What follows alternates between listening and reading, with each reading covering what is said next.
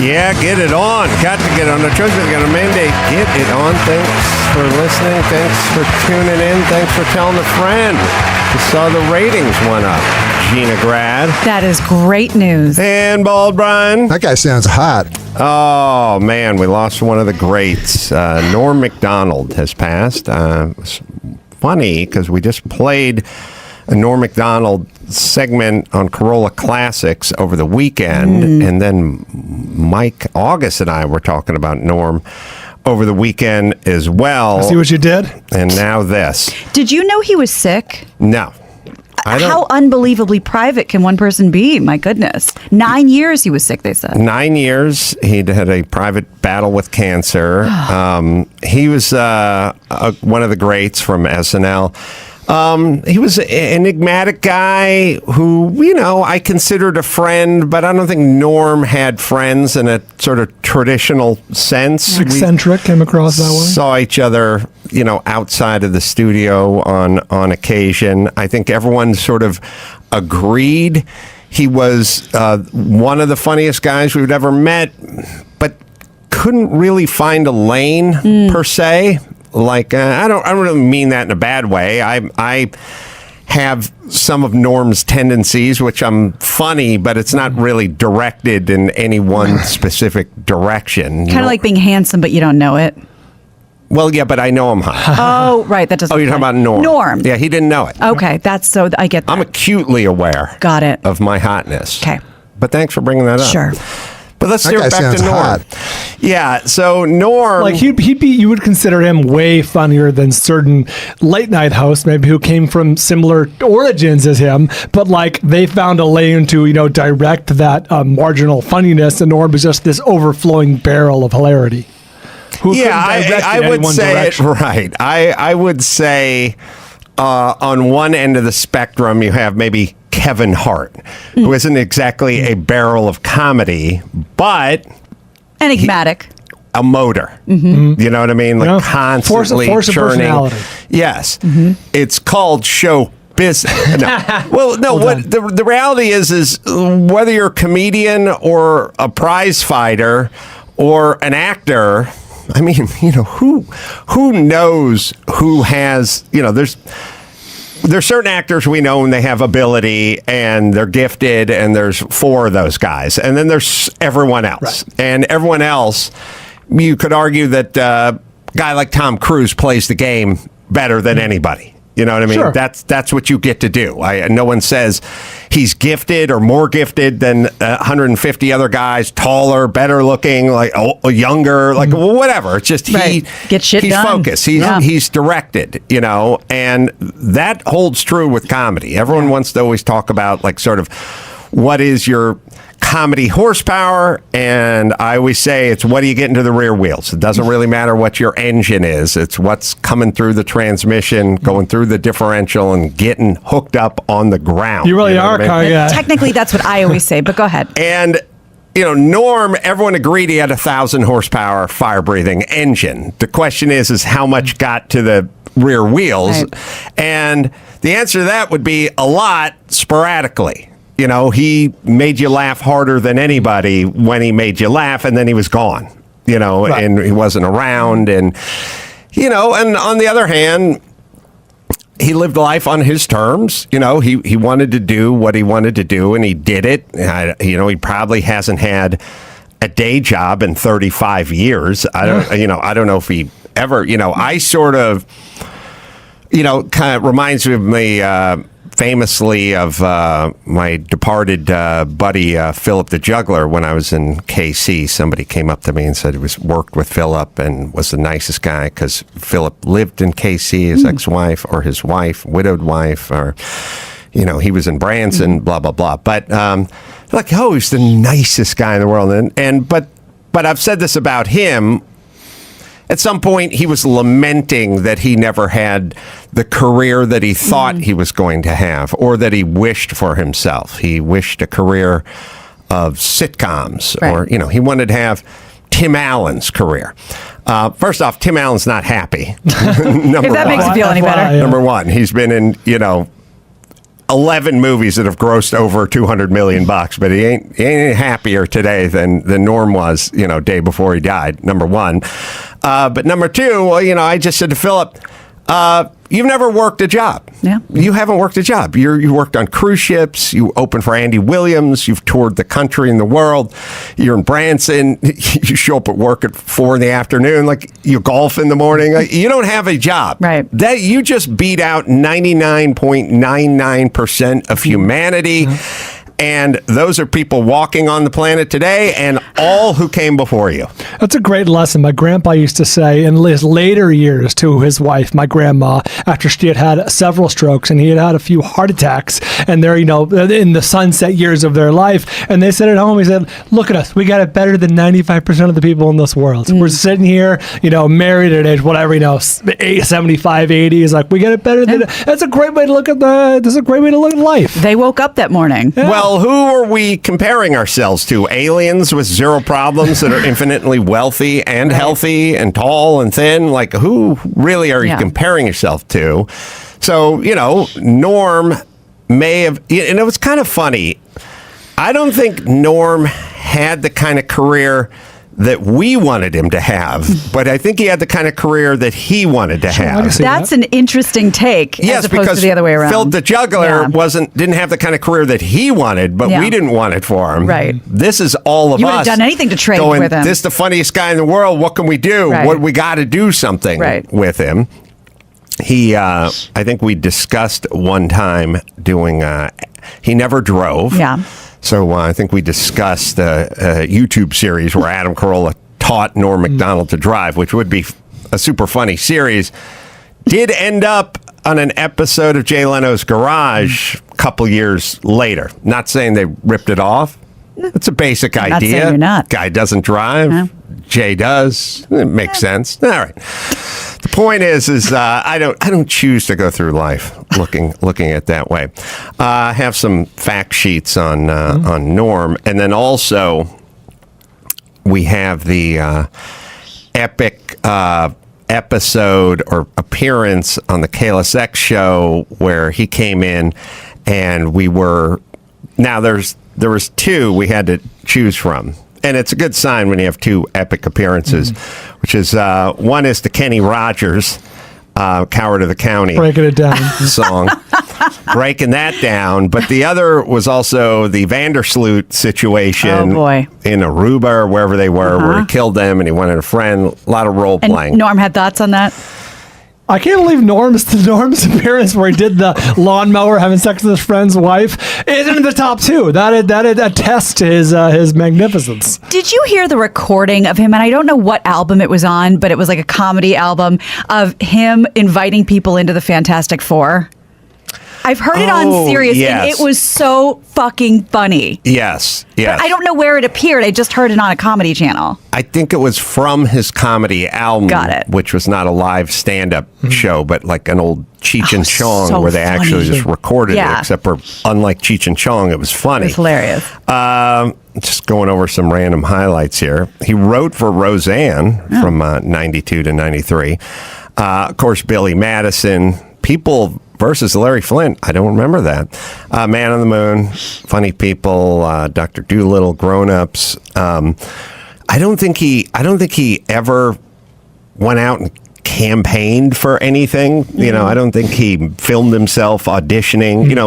You saw the Val Kilmer doc. Of course. He went in deep trying to get some of those roles. I feel like Norm was super funny and everyone knew it. Yeah. So they were always trying to shoehorn him into something. Yeah. I think Daniel, my buddy Danny Two Sheets, worked with him on a late night show not too long ago, just a couple of years ago. SNL cast member from 93 to 98, of course, Larry King. I always loved his Burt Reynolds. And I love Burt Reynolds because he did young Burt Reynolds, and he wasn't even really doing Burt Reynolds. He just had the hat and the mustache, and he was just...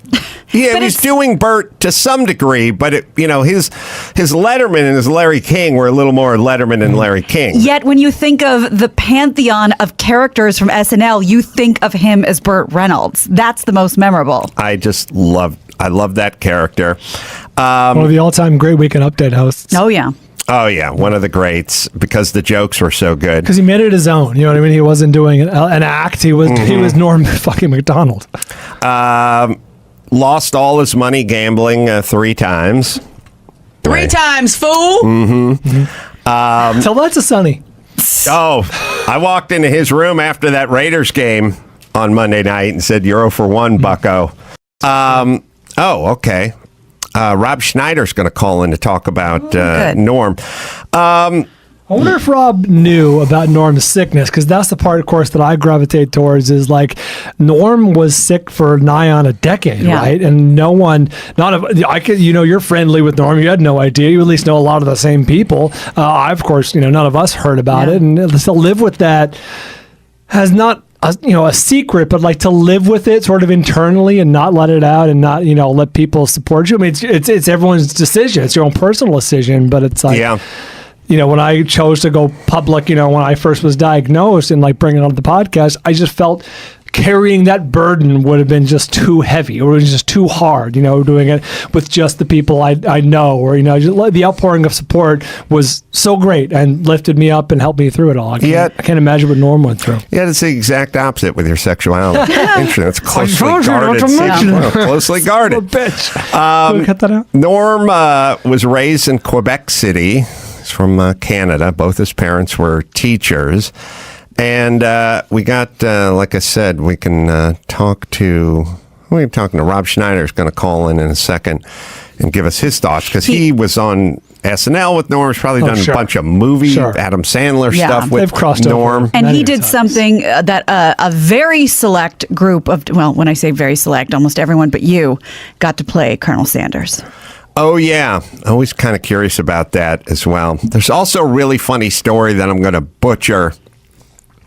Had a great joke. It was a Norm joke. I can't remember it, and I'll screw it up. I was just thinking about it the other day before I heard about this news. But Danny Two Sheets told to me once, and I'll ask him during the wedding over the weekend for some good Norm stories. But Norm famously would go out gambling in Vegas. And you don't say. Norm would stay out till, 5:30 in the morning or something. And Norm had like a 7 a.m. flight out of Vegas or some version of that.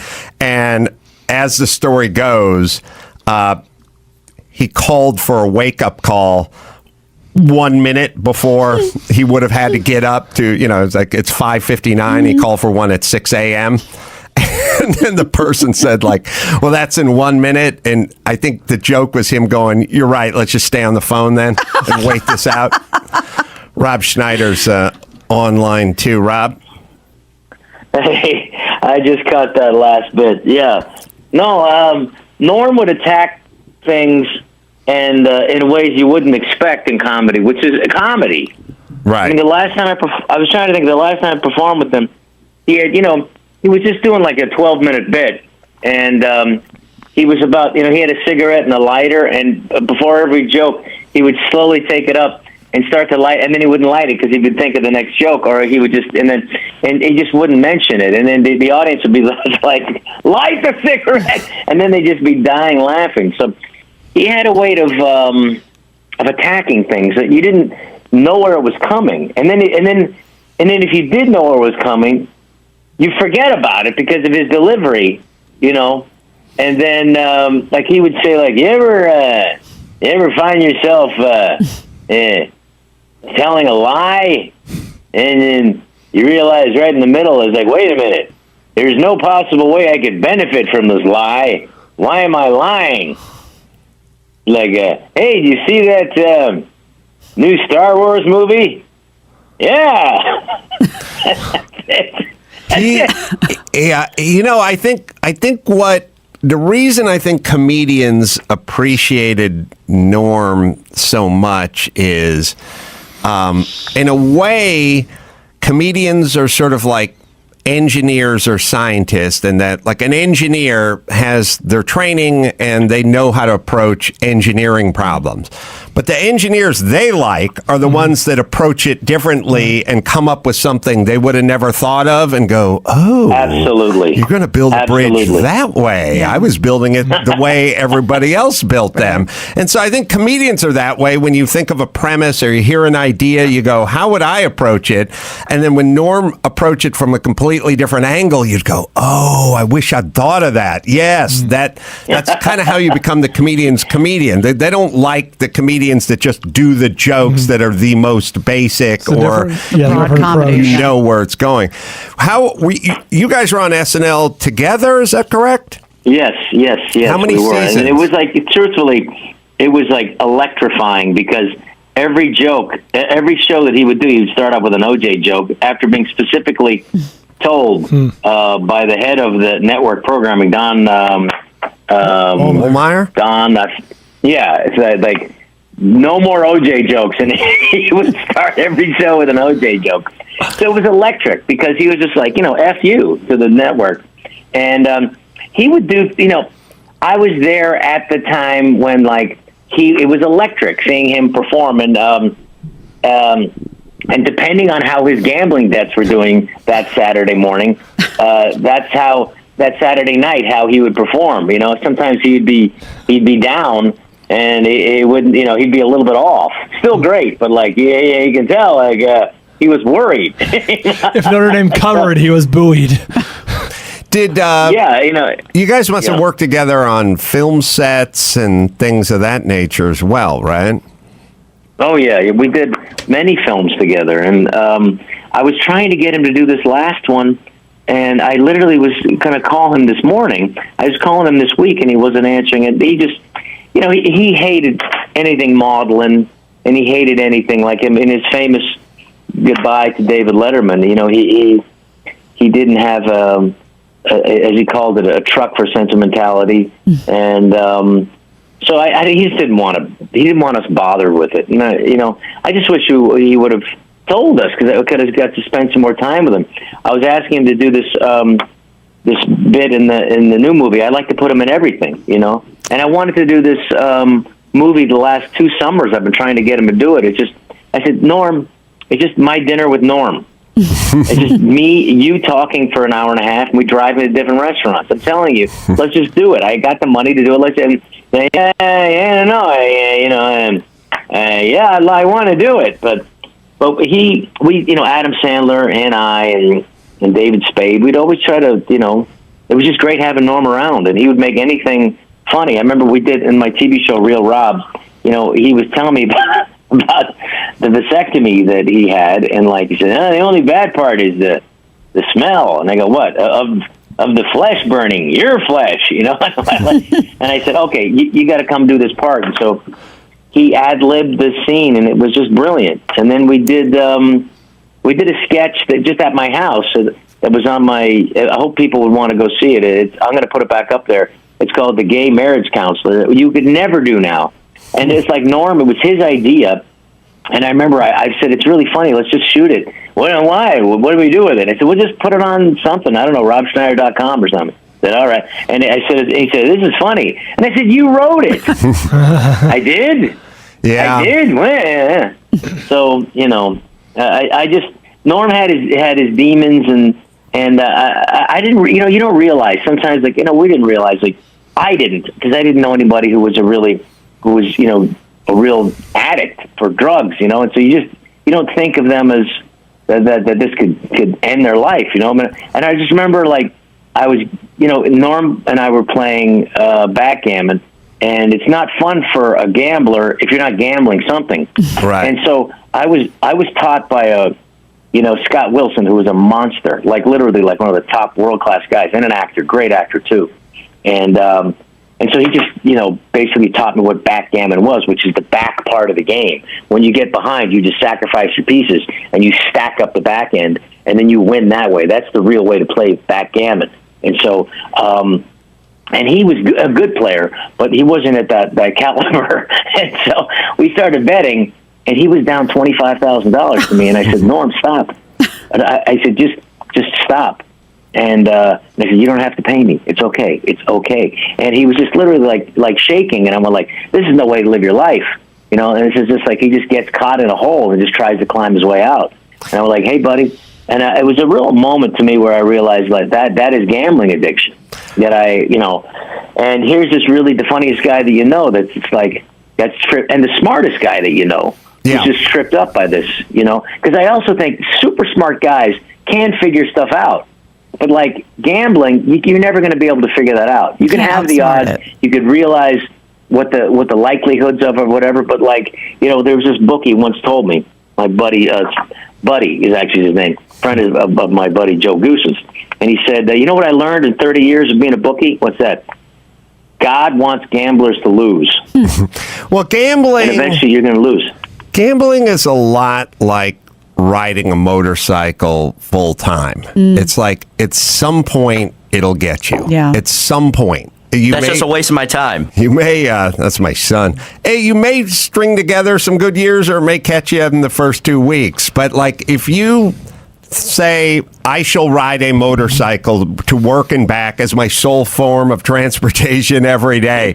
At some point, you're going to get clipped. Ironically, the odds go up. Right. And gambling is kind of that, in that nobody really leaves ahead. Yeah. You can split lanes and make up some time. Have a good run. And have a good, shave a few 20 minutes off your ride to LAX. But at some point, it's not going to, you're going to wish you hadn't. Well, and that reminds me, the only time I ever met him was he would, every once in a while, he wouldn't come into KLSX, but he would meet us at Commerce Casino for a Conway gambling poker tournament. Well, can I ask Rob? Rob, I'm dying to know, in as much as you're comfortable talking about it, when did you know that Norm was sick? How long did you know? Who did he tell? That kind of stuff, because, you know, to live with that is a tough thing. He didn't tell any of his close friends because he didn't want to have, I can just imagine, because I know Norm, he didn't want to bring anybody down, and he didn't want anybody feeling sorry for him, and he hated that. If you want to know how Norm felt, just watch that last performance on Letterman. He hated sentimentality and that. He didn't want anybody to treat him anything differently, and that's just my pure speculation. He didn't tell me. I just know that, like, I've been trying to get him to do, because every show that I ever do, I want him to be involved in, because not only is he hilarious and he's great for the movie, but it's also, that's the time we get to spend together. People ask, like, you just hire Adam Sandler. They ask, well, just hire your friends in these movies. That's when we can hang out. Right. That's when we can be time together. But that night, I have some pictures that I released today. And that night, this is 4 years ago, when I realized something wasn't really right with him. After he had performed, he was in the lobby and he had just fallen asleep right there. He just was not able to make it up to the room. And he's a big man, so I got him up to the room and got him out of the bed, and I just wanted, just in case, after what I'd seen it happen to some other friends of mine, I wanted to see what in the medicine cabinet, out on the sink, there was some things, and I just wanted to see what, if he was doing some bad stuff or whatever. And so that's when I did first get a glimpse that there was something wrong. And we're all human, and like these people, like, it's a great gift that he had. It's like, if you love these people, go out and see them while you can and appreciate them. And I don't think Norm was ever able to be anything outside of stand-up where you could truly appreciate his genius. I mean, TV couldn't really capture it. I mean, Saturday Night Live did on the news, written by Jim Downey, the real genius of Saturday Night Live. But you just to really capture Norm's essence, it was conversation, and it was seeing him do stand up and seeing him tell stories like Hitler's dog. You really understand his mind, The thing about Norm, I kind of realize, because I have a dusting of this, in terms of not divulging you have this cancer. I think he didn't want the intimacy of it because when you say that, then people go, "Oh, what can I do? Are you okay?" Vulnerable. He didn't like that kind of intimacy. He was just this shark that wanted to keep swimming. Yeah. He didn't like the kind of real intimacy that a lot of people cherish or seek out. To him, it was something he would try to avoid. That's so interesting because there was a quote from Lori Joe, who, his friend, partner, whatever, who said like Norm hated pandering in any way more than anything. And in a way, he may have felt like divulging this would have been a way of pandering that he just couldn't abide by. It was a way to, it's a form of attention that he loathed. Right. Right. You know? Yes. I And at the agree. same time, if you think about like the Canadians are like English light. And I don't mean that in any disrespectful sense, except that that's what it is. If you see Remains of the Day, you had these two people at the end of that film who just can't say that they want to be together because of just society and their place in life, and their pride won't let them. And like I do feel there's a sense of stoicism, stoicism, a sense of gentlemanliness that. Yeah, he was old school that way. Rob, I got to wrap it. I will tell people you can go to robschneider.com. Got dates coming up playing, and probably tell a few Norm stories up there on stage as well. Rob, drop by and see us anytime you're back in L.A., and thanks for sharing those stories with us. I We will. do appreciate it. Thanks for having me on, and thanks for talking about Norm. I really appreciate it. Thank you, Sure. Brian. Thank you, Gina. Yeah, Thank you, Bye. Adam. Thank you, Rob. Rob Schneider. Can I say this? I was thinking about this. I jotted it down. I didn't spit it out. We're talking to Rob Schneider. But here's the interesting thing. I was thinking about Norm Macdonald. He had the cancer. He didn't want the attention. Right. I think people Unlike call it some people. humble or something, but he wasn't comfortable with Right. it. I now realize, and I've always realized this about myself, which is there's two types of people, and maybe a third, but I'm just going to go two types. Okay. Two types of kids. I'll put it to you that way. Male, female, doesn't much matter. You take a spill on a skateboard in the street and you bloody up your elbow and your knees and you go down hard, right? And you're with other people, friends, they're around, they're skating with you or whatever it is. And then there's kind of two simple people and mindsets. There is the pop up, I'm fine. That didn't hurt. Don't bother here. Yeah. Nothing to see, which was always me. I'd eat shit all the time, and then I just pop up and go. And if you ever came up to me, I'm like, "Oh my God, your elbow," and I go, "No, it's fine. Let's go." And then I'd go lick my wound somewhere when I got home. But I didn't want it. I was embarrassed. Right. I didn't like the attention. I just was always like, kind of keep walking. And then there are the people that hit the asphalt, gather around, and they milk it for all it's worth. Not necessarily even in a bad or dramatic way, but they're hurt, and they're bloodied, and people are wanting to help, and people are saying, lay down, don't try to get up, and they go okay, and then they're saying like, call my mom, get my mom over here, or maybe I should go to the hospital. I don't know. I feel like I broke something. There's that, and so I think we used to have kind of a split in our society.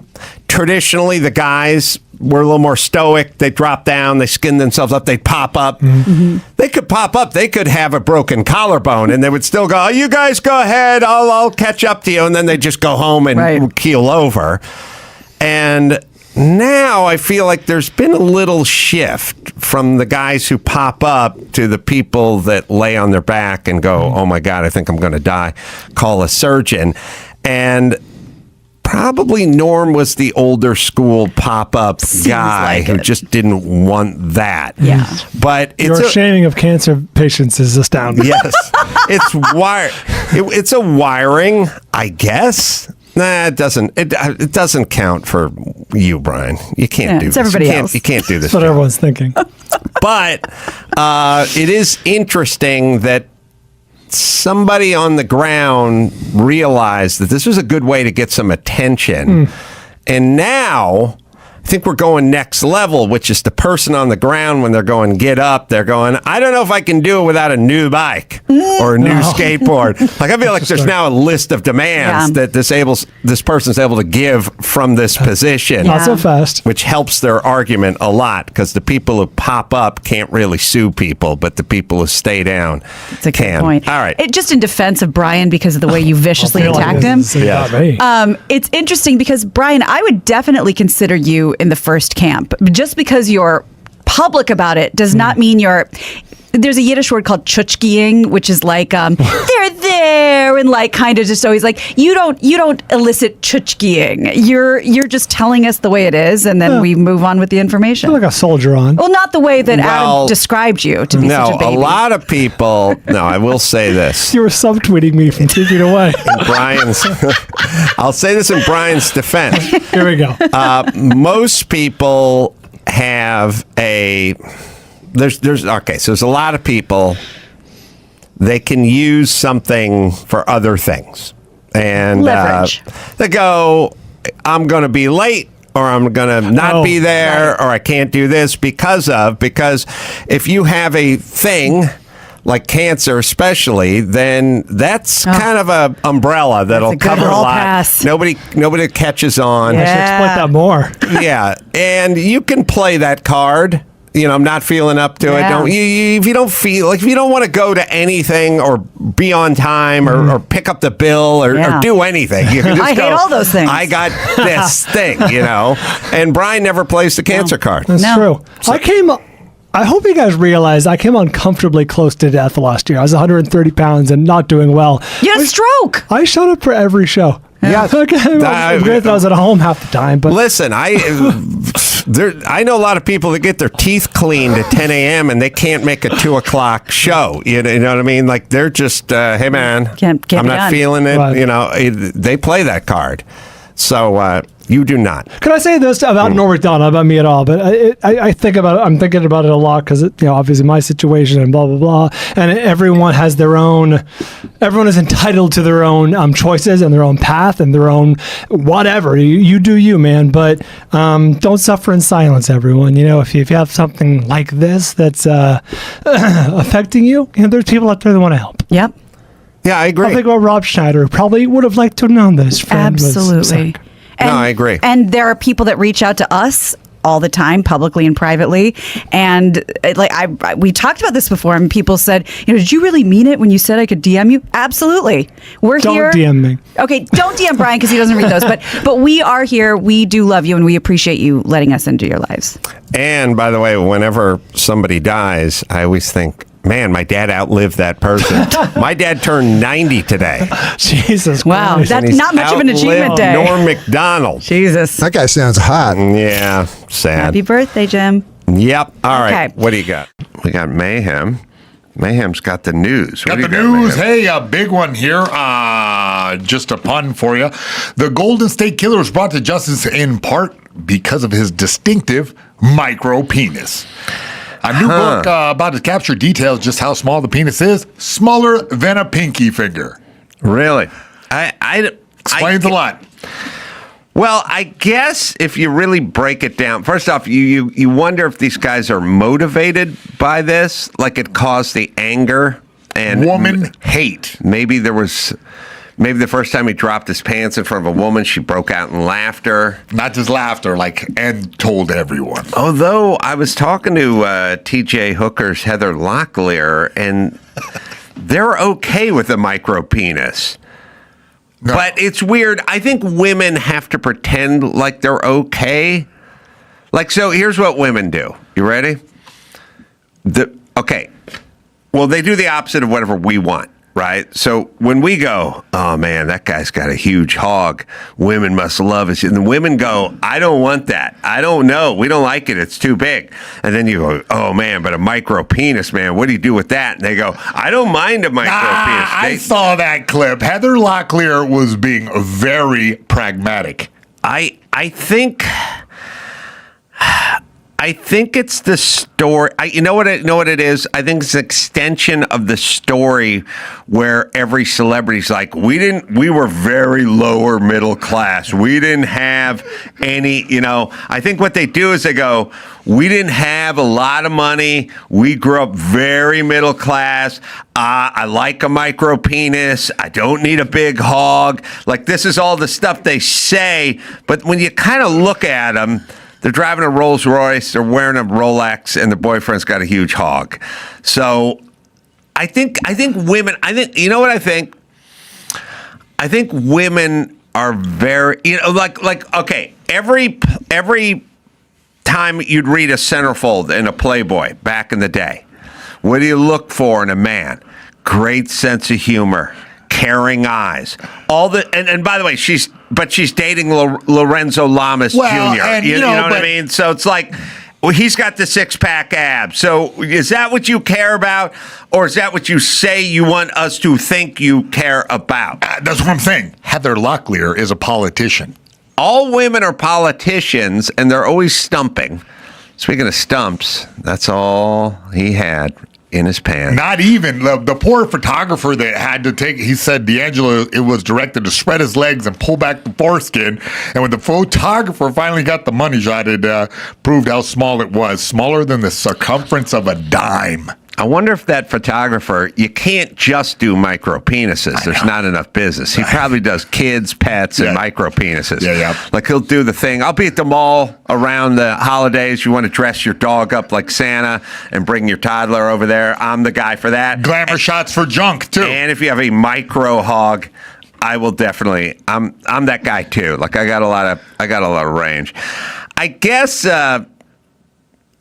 it's good because you sort of go, well, he suffered in silence. As much misery as he brought to the world. It's more instructive. It's more instructive that society needs to take it easy on those micro penises because they pushed him into this strange world of hating women so much that he would go around and do this. So you're making the bad Ronald argument where he wasn't a bad kid. No, he was a bad guy. But what I'm saying is societal pressure. They pushed bad Ronald. Pressure. Talking about Ronald, they pushed bad Ronald, and they called him bad, and then eventually he lashed out. You see what I'm saying? Yes. So if only the Golden State Killer got with Heather Locklear, then she would have saved so many lives. I listen. I don't buy it. Yeah, I think women. Let's try to figure this out. I don't think they want a micro penis. I don't think they want a massive penis. They prefer a macro penis. I think they want a little bigger than average. Yeah, that's what I think. But they think average is smaller than it is. I think they want a little bigger than average. Yeah. They don't quite want the hog leg. They just want, you know what I mean, step below. Yeah. I was just hearing a story about somebody that got divorced from their NFL lineman husband because it was too much. It's a damn shame. Should have used Uber Lube. Too much. I'm going to add that to my list, all right? I got a list. You want to hear my list? I'm always ears open for a list. I want to say that I have been banned from a casino for counting cards and winning too much. Mm-hmm. I want that. I also want to say that I did a little bit of time in Nevada because I did kill a guy with my hands, and my hands are registered as weapons, and that was the problem. There's that. And I'd like a woman to divorce me because I had too much in the manhood department. Like, I'm 3 for 3. 3 for 3. Wow. All right. So he had a micro penis. What did he do? Was he a serial killer or was he a rapist killer? To the next level. I studied this guy, actually. He would do some way far out stuff, was taunting the DAs, taunting the police. Mm-hmm. He just ran all over before DNA was a thing. Yeah, he used to be able to taunt. Yes. Every third Clint Eastwood movie is about him being taunted. Yeah. He did horrific things like place plates on the mail, and then do things with the wife why the man was there. Yeah. He absconded from the police for years and years until they finally tracked him down through DNA website that one of his nephews was on. It's whenever they catch a serial killer, at some point they tell you what his job was, and then we always go, "Oh, of course, he was a truck driver." Aha! I knew it. Yeah. Meanwhile, there's 10 million truck drivers. None of them are serial killers. A lot of time, he was a cop. He was a former cop. Former cop. Oh, I knew it. So he knew the methods of investigation. So he was kind of one step ahead of him the entire time, and he thought he got away scot-free, I guess. But it's going to be weird because now it used to be like we used to have. He was the son of a sharecropper, or he was a whatever farmhand or something. Now, future generations of serial killers are going to be like, he was a coder and he drove for Uber and DoorDash. And we're going to be like, doesn't sound very serial killy to me. He just left his phone in the car when he did the murders. So that's good. I'm glad he had a micro penis. And now, look, I'll tell you what. That's he is weird. He's serving his time in administrative segregation, like far away from everyone. He's in a small box for the rest of his life. So he's still alive. Yeah, he's still alive. Yeah, serving a life sentence without parole. A micro penis is not a bad thing to have in the joint because, listen, with those charges, they're going to get him. Somebody will get him. Well, he's going to be out of general pop, right? Yeah, obviously. But even amongst what they call, special. But don't you feel like in the joint a micro penis, as long as you're out of general pop, is an advantage because all you want to do in the joint is rub one out in peace, right? And if you got a big Ron Jeremy type hog, that's going to be tough to holster when the guard's coming around the corner. You got this 11-inch dong swinging around. Like, you're going to have a hard time turning your back, getting a little privacy. You got the little piece of chapstick, and you're just, you know what I mean? Like, you got plausible that you can do it inside your prison uniform. You drop your hand down your pants, shove some Kleenex down there. Suddenly taking care of business. You got that big swinging hog. You cannot. Yeah. You can't hide it. Catch a charge like that. Well, it's like saying, what's easier to smuggle, a AAA battery or a large gourd? You know what I mean? It's like, well, I think I'd have an easier time in prison with that AAA. Like, it's better whacking. You always look on the bright side. Lube's at a premium. Yeah, you're right. Yeah, there's a premium for lube in the joint. You're right. Yeah. So it's less lube. Yeah. Less maintenance, less cost of ownership. Less trips to the chow hall for vegetable oil. That's right. You've been there. You know it. All right. So anyway, we don't like this guy, but he's behind bars. But he's got the micro penis, which serves him for masturbatory stuff in the joint. Bless his heart. Mm-hmm. All right, and he'll never get out. And he killed. How many people did he kill? Oh yeah, this is so many. At least 16 been attributed to him. Hey, can I say this? 13. We did some shows in the Portland area. I think Seattle. I can't remember. And I wanted to go out and walk with nature. Then I was in Willamette. Was that in Washington? Yeah. It's in Willamette. And I was walking, and I walked outside the hotel, and it was all green and beautiful and lush and Pacific Northwest. And I started walking, and I saw this river and this trail, and I started walking down it, and I was like, oh, this is beautiful. I've never been more at peace. It was the Green River. There's a killer called the Green River Killer. Yeah. Okay. First off, do not name your serial killers after nature's wonder and beauty, or you got to change the fucking name of the river. Yeah. Because instead of tranquility, I'm thinking about a serial killer because I'm walking along the Green River, and you guys name this guy the Green River Killer. You're going to ruin it. Yeah, no, they need to really change Ted Bundy Gulch. Yeah. All right, let's see.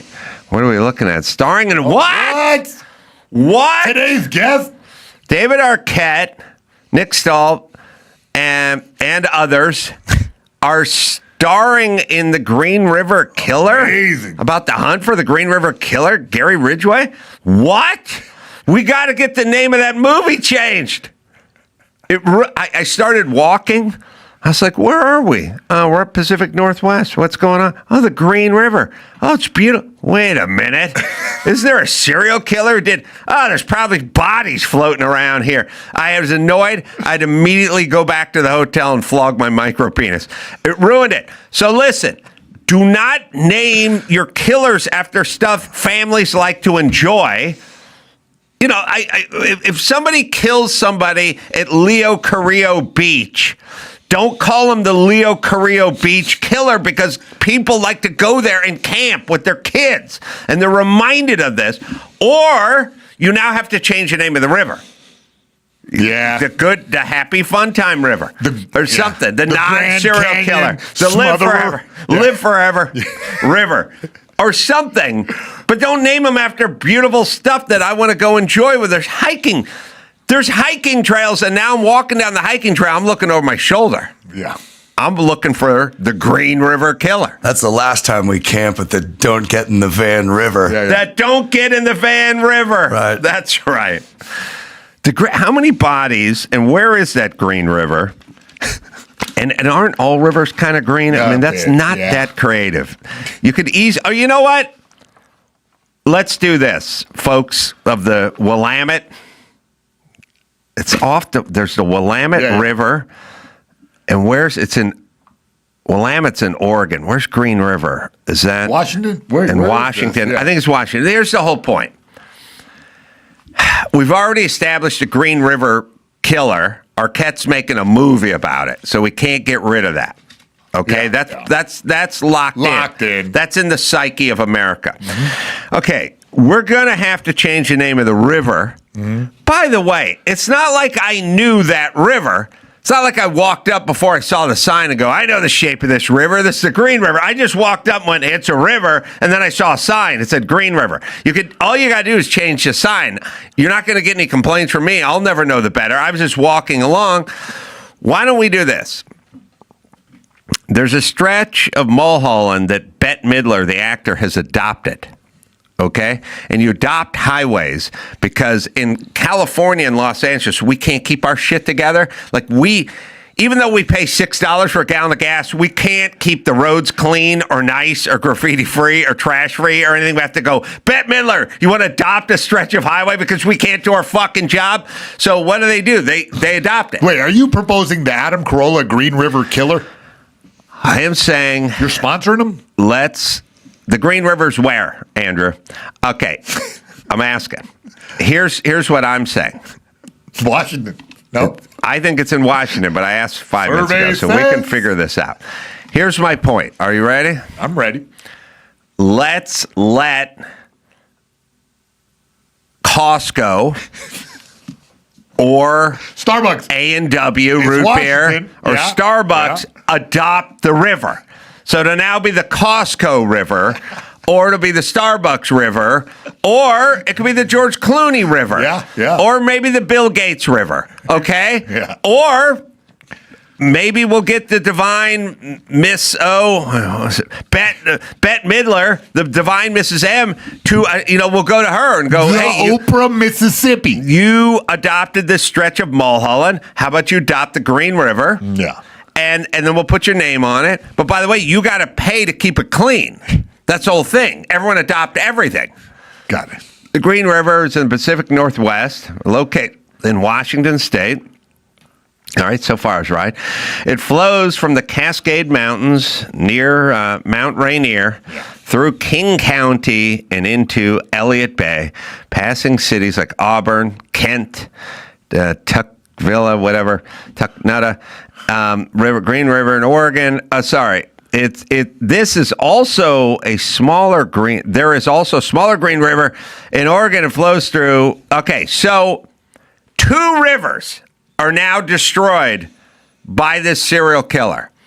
You've destroyed the lives of the remaining family members, and you've destroyed all the hikers' lives who have to walk by and see a sign that says, "Welcome to the Green River, home of the serial killer." Every time I'm in the majesty of nature, all I do is hyperfixate on serial killers. You should, especially if they're going to hit you over the head with it and remind you of it this way. True Crime Podcast. Did Arquette already shoot this movie, or are they set to?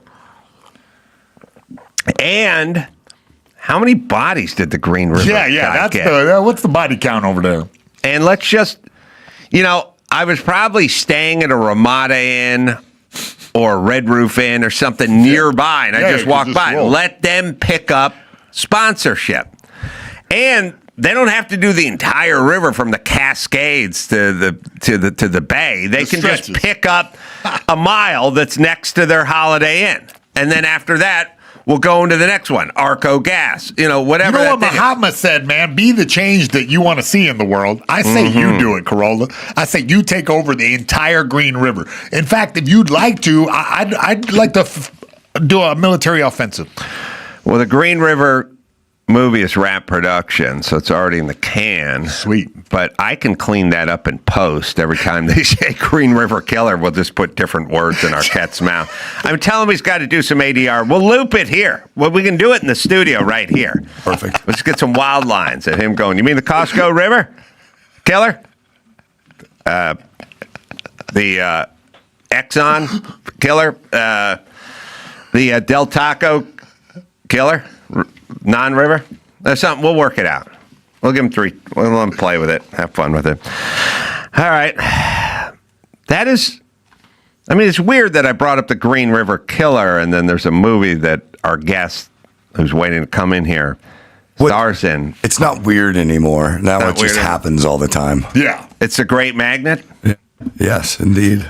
Magnets. So what is that? Is it... What we don't talk about the Green River Killer on this show very often.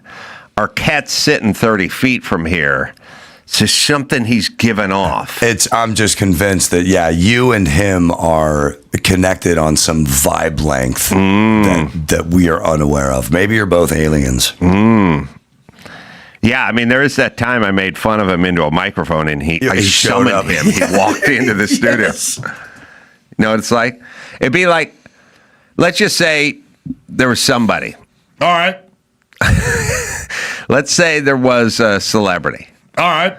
And let's just say you just started saying, that Anthony Michael Hall's a douche. I don't trust that guy. He's nuts. And then 10 minutes later, Anthony Michael Hall walked through that door. That's what happened to me. He plays Stifler.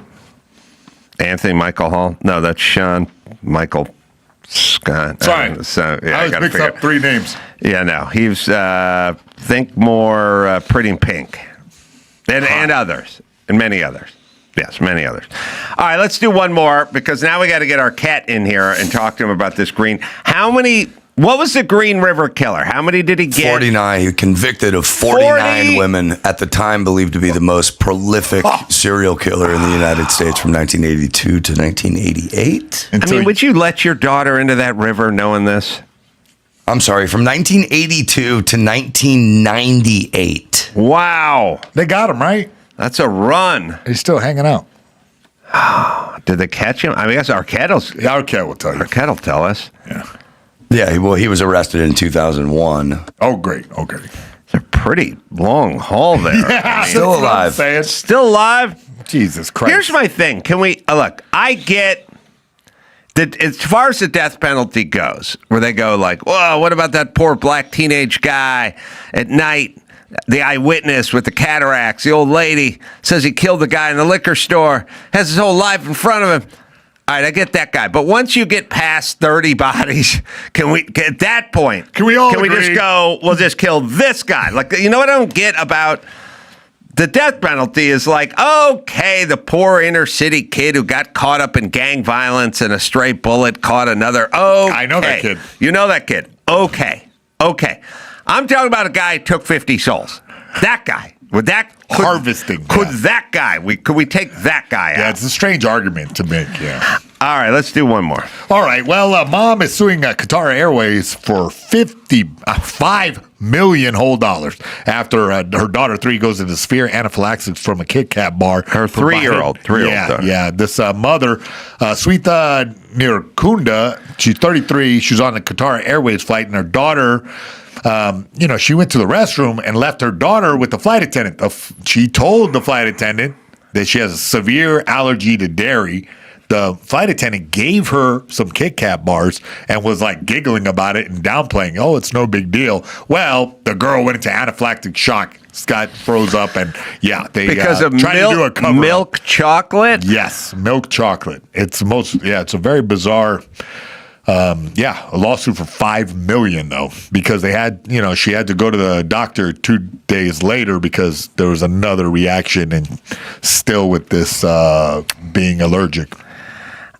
How long you going to the bathroom that you got to drop off your kid with the? And by the way, the flight attendant, like I'm waiting on my drink, babe. You're doing what? You're doing a little daycare over here? Yeah. I don't know. I always blame the moms. Yes. Strap the kid in the seat, go to the bathroom, shake the dew off the lily, then come back. The sketchy thing about this story is that she had mentioned according to her, she had informed the cabin crew of her daughter's severe allergy to dairy and nuts before going, and during the flight. So before the flight, she told them, she set this whole thing up, and then the Kit Kat explosion. The Kit Kat's milk chocolate? Yeah. I mean, that's all that's in it? Yeah, and maybe it's made in a facility that's processes nuts. They always warn you because they also make other products. Yeah. So whatever, I guess she's allergic to dairy. All right, but the kid's alive? A kid's alive. All right, well then screw you. $5 No million, money. though? No money? No. $0. Listen,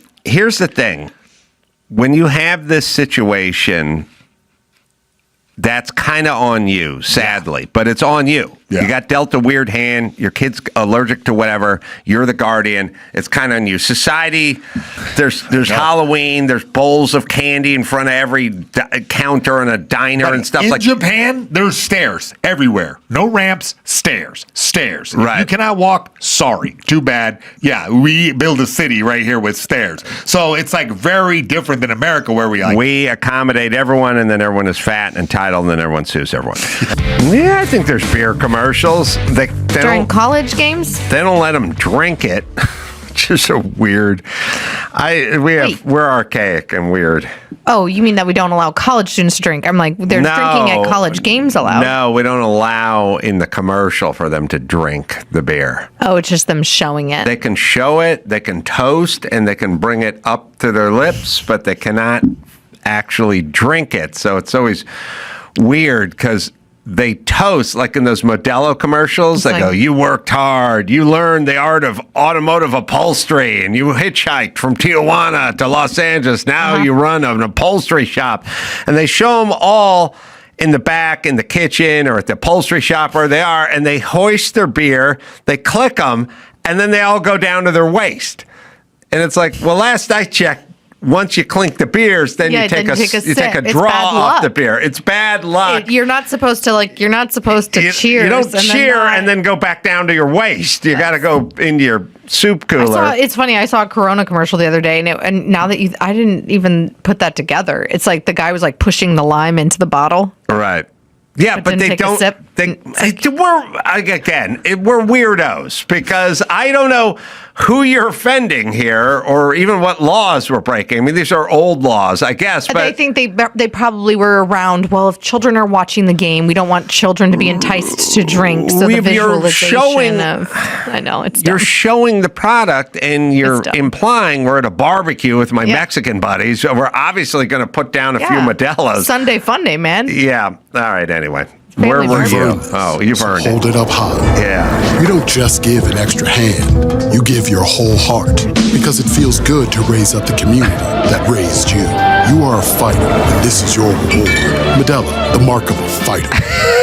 It's like, hey, let's go tap some beers together, right? And then back to your hip, and then back to talking at the barbecue. So we're just gonna. It's a very well-ironed shirt for a barbecue. I agree, and also. One of those people should take a sip out of their beer. Not all three of them shouldn't go down to their side. I always do that thing too. You know when you order drinks at a restaurant and then your drink shows up. I'm always leaning in a drink and someone's looking at me going, "We should do a," and I'm like, Oh, yeah. All right. I mean, you don't always cheers or toast. No, not always. That happened to me yesterday. My drink came before other people's drink, and I was like, I really want to take a sip of that, but I didn't want to be rude. No, it's not. It was rude. I know, but it doesn't. It never bothers anyone. Anyway, really? All right, news. What do you got with the news? I've got some things that bother me, and I think they're going to bother you too. A Chicago elementary teacher mocked Charlie Kirk's assassination with a gesture to her throat. We have video of it right here. Yeah. At a No Kings protest over the weekend. Yeah. Here we go. Look at this lovely lady. Hey. Yeah, she's doing the bang, bang, bang. Bang to the neck. Yeah. So the young man in the truck was obviously taking video and driving by in a pickup truck with a flag calling Charlie Kirk a hero, and a lot of people were flipping the bird, but that lovely lady right there who teaches elementary school students in a Chicago suburb at Nathan Hale Elementary School, of course, gestured to put her finger to her neck and pretend to pull a trigger saying bang bang. It's unclear if she was fired or faced any disciplinary action. Chicago Public Schools said they, quote, remain committed to creating and maintaining a welcoming, safe, and inclusive teaching and learning environment free from harassment, bias, or harm of any kind. All right, let me just say this. What school they at? Nathan Hale Elementary School in Chicago, Illinois. Oh, is that the skipper from Gilligan's Island? Was that his real life name? Alan Hale, but who's keeping track? Here's my point. If my kid was in the 4th grade at Nathan Hale in Chicago with their progressive teachers unions, and that kid had a grilled cheese sandwich, and that kid chewed the grilled cheese sandwich so it was in the shape of a handgun and then held it up, he would be suspended. Oh, yes. And they would probably call the cops. Yes. And they would pull him out of the cafeteria. They'd assign him a therapist. And they'd sign him a therapist, and they'd put him in the office, and then I'd get the call at work that I had to come pick him up, and I would say, why? And they'd go, well, he took a grilled cheese, and he bit into it in such a way that it kind of resembled a handgun, and so we're going to have him arrested. But this bitch can do the gun to the jugular all she wants, and they're never going to fire her or discipline her. Does that make sense to you? Does that sound consistent to you? I never thought I would hate teachers more than I did when I was in junior high, but I officially hate them all. COVID put me over the top. Yeah. Teachers unions are the worst. Teachers, all the LA Unified, the whole COVID shutdown thing. You're all fucking horrible. I hate teachers now. You're just there to indoctrinate kids now. And the double standard of if you brought nail clippers to that campus, you would be arrested and they would call the cops. But this fat cow can put a finger to her neck and simulate the assassination of a young man who died a month ago. No problemo. No. And they'll fight for her future. It is very cowardly that Chicago Public Schools refused to make comment. They said, please refer to our website. The elementary school's website, by the way, was totally taken down. Yeah, because by the way, I'm sure they were getting hit up by people all across the country, including upset parents, and rightfully so. Yes. So these are the people that are teaching your kids. And here's the thing, everybody, if you want to know what's going on, this is their ideology. Yes. And they cannot separate it from their work and what they do. And also, your job is to shape the hearts and minds of young people. So if this is your ideology and you're shaping the hearts and minds of young people, then you're going to shape them toward your ideology. To be potential assassins for people that they may or may not politically disagree with? Well, okay. Do not take this in the spirit in which it's intended. Yeah. Women have a difficult time doing a thing where they go, look, this is how I feel. Like I always separating use this the example. feelings from the action. I am a full-fledged vegan. I believe meat is murder. Yes. I don't think animal protein should be consumed. Yes. I think a cow and a pig have every bit of the right to live as we do, and we're all God's creatures. But I will sit there and watch you eating a pulled pork sandwich, and I won't say a fucking word. I've never met that woman. I've never met her. They feel kind of like the guys that do CrossFit. Yes, they feel the need to tell They you. feel the need to put that on you. I've never met that woman. And maybe that's a good quality because maybe that's why they're good with the mommies. Yes. But it's not good when you're teaching kids to lay your shitty ideology on them, but I know you can't help it. I want all of the parents at Nathan Hale Elementary to contact the Post and other outlets that are now covering this and share the stories that exist of those fourth graders. We don't know what grade she taught specifically. She, of course, has not reached out to comment to the media. But so you're telling me she's teaching 8 and 9-year-olds and she's never brought up after the election or the Dobbs decision, politics in the classroom? Can you imagine sitting in her class with a MAGA hat on? She'd have you expelled. Yes. She would say it was hate speech or something. Drawn and quartered, right. She's one of those ladies that's never had a boyfriend and never been pregnant, but she's upset about women losing their rights. I don't know. She kind of looked pregnant there.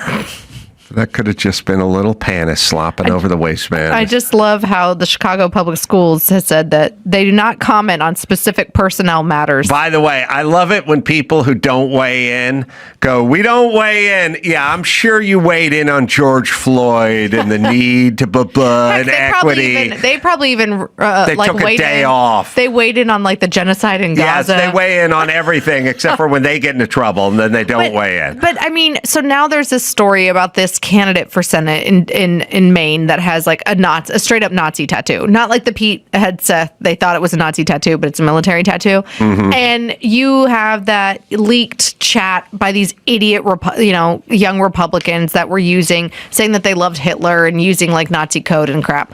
There was so much media attention about that group chat for a week, a solid week. Mm-hmm. You have this candidate in Maine, nothing. You have this teacher in Chicago, nothing. And then you have liberals who will openly post, jokes about Charlie Kirk memorials being a fountain with water coming out his neck. Right. Simulating him bleeding to death. Right.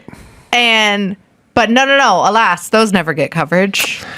Yeah, well, they are super angry and somewhat violent. And I've always known it because I had a hippie mom. And all the flower power and peace and love and all that. Was bullshit? It's all veneer. There's rage just beneath the surface. And they do tons of projection. They accuse you of being cruel and angry. Narcissism. Yes. It's all just projection. You know, he's evil, he's cruel, he's racist. Okay, all right, you're the one who's super angry all the time. And if you agitate them, it just comes out. They can't help it. It's basically... You could poke at certain people for a while, but if you poke at Mike Tyson, you'll get punched. And it's just kind of who he is. You know what I mean? And that's who they are. They cannot stop. And it's also, there's an impulse problem they have. They can't prevent themselves. That woman gets triggered and immediately goes right into the Charlie Kirk dance, Gross. But anyway, I don't, it's kind of a fine line because you go,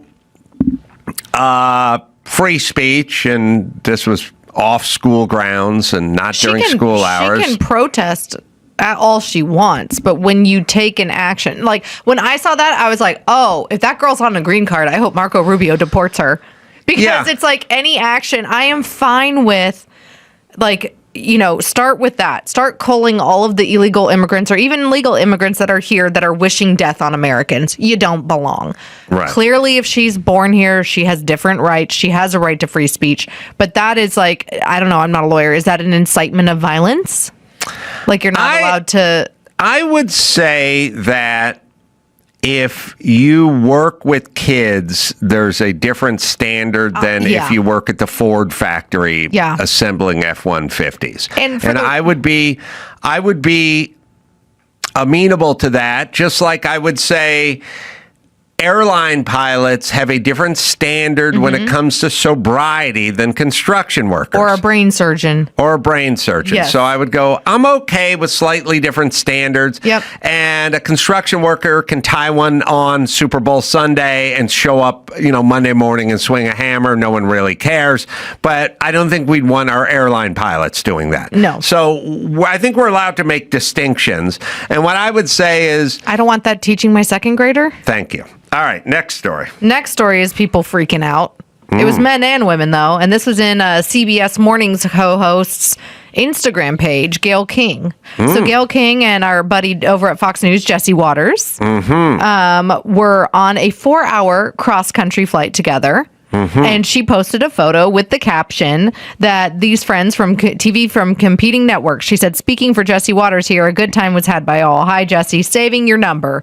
People were very upset in the comments. They said she was trying to suck up to Barry Weiss, who, of course, is the new editor-in-chief of CBS News over there. Yeah. Some people said, Gayle, this is not it.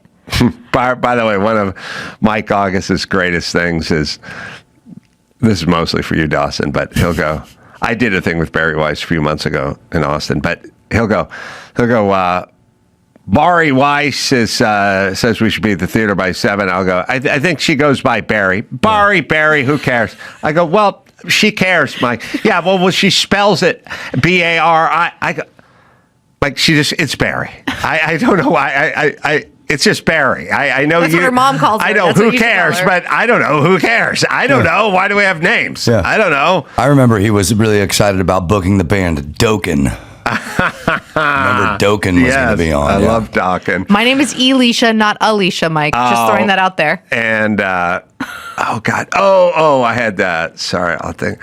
I think it was Matt Welsh versus Matt Walsh. But every time I go, Mike, that's not the guy's name. He goes, oh, whatever. I just go, all right, well, whatever's fine, except for when you talk to the person, you call them the wrong, there's potential here. Let's just change it. So other commentators, of Barry course, wanted what? So some people were saying that Gayle is just trying to suck up to Barry.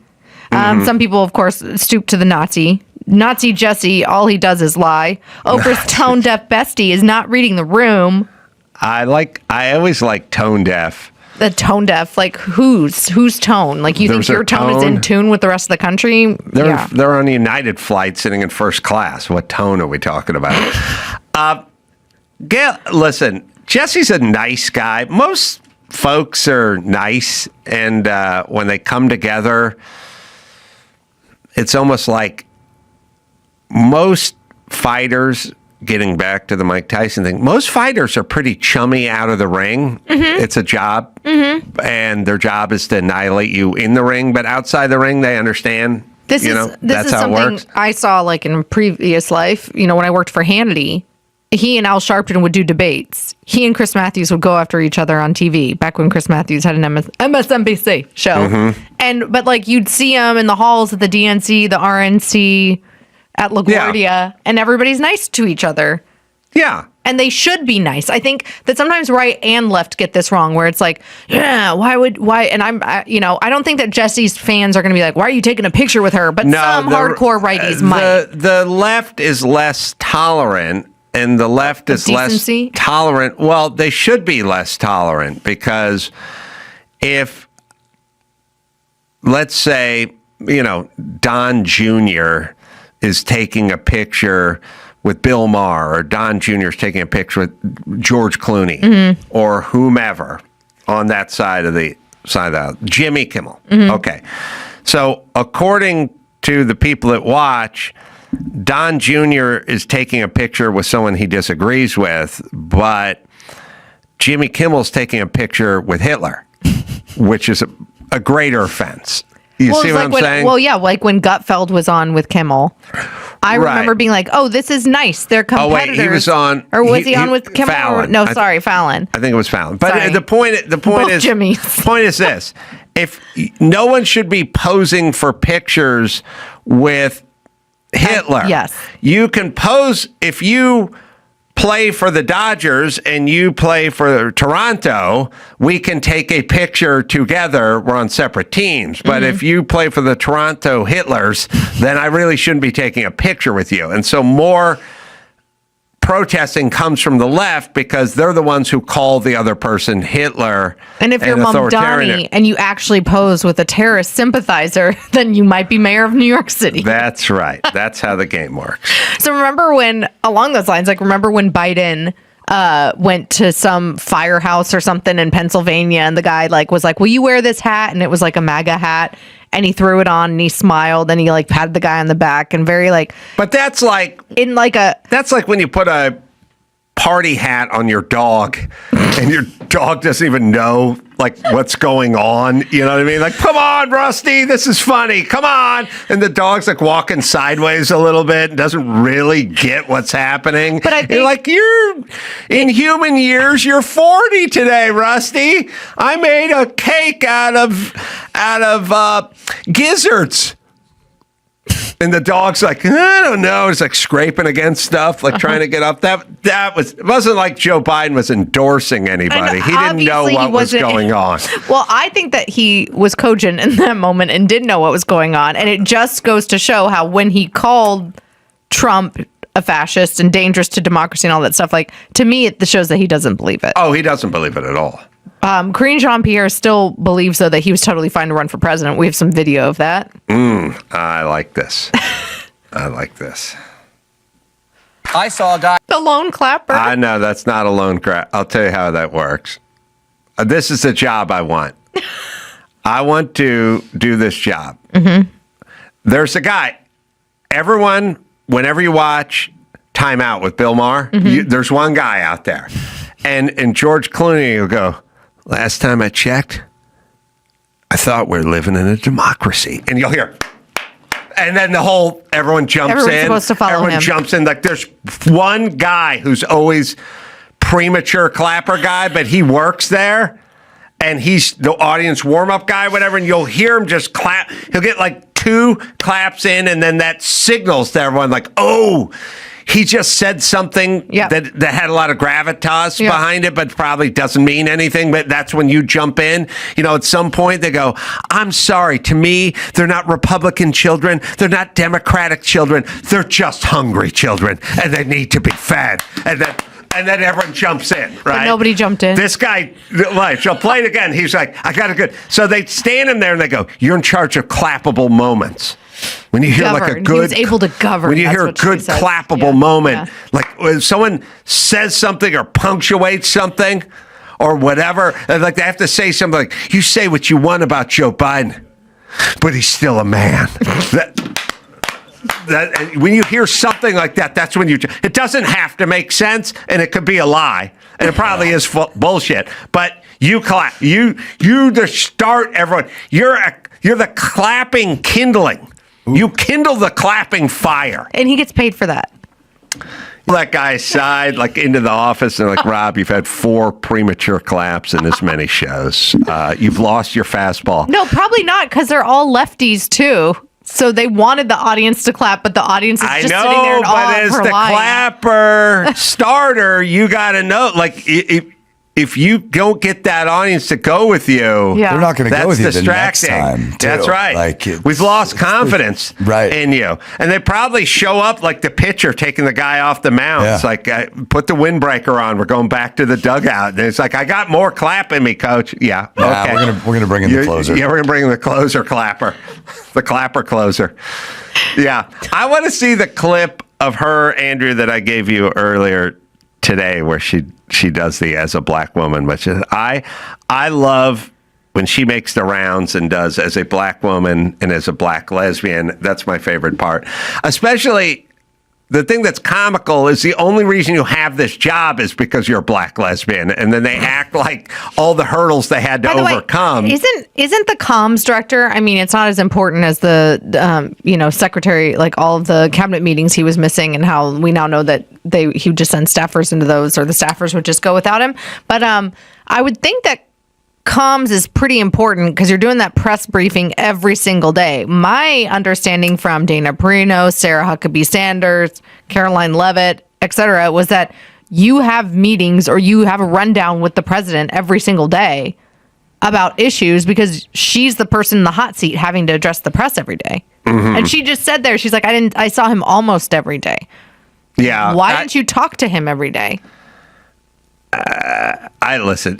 I like to play the game stupid or liar. She could be kind of simultaneously, like she could be a Reese's peanut butter cup of stupid and liar, like part stupid and part liar. That makes She's sense. definitely dumb, Yeah. and she lies. Yeah. But this clip This clip is great. I didn't know they were actually throwing vulnerable people under the bus. I feel like that'd make some headlines. If they physically threw vulnerable There's people, some people they're on- actually throwing people. It's actually funny because she can't speak clearly, which is one of the prerequisites of her job. But all right, keep playing it. Party side of things. A black woman. Oh, you pause there, Helen.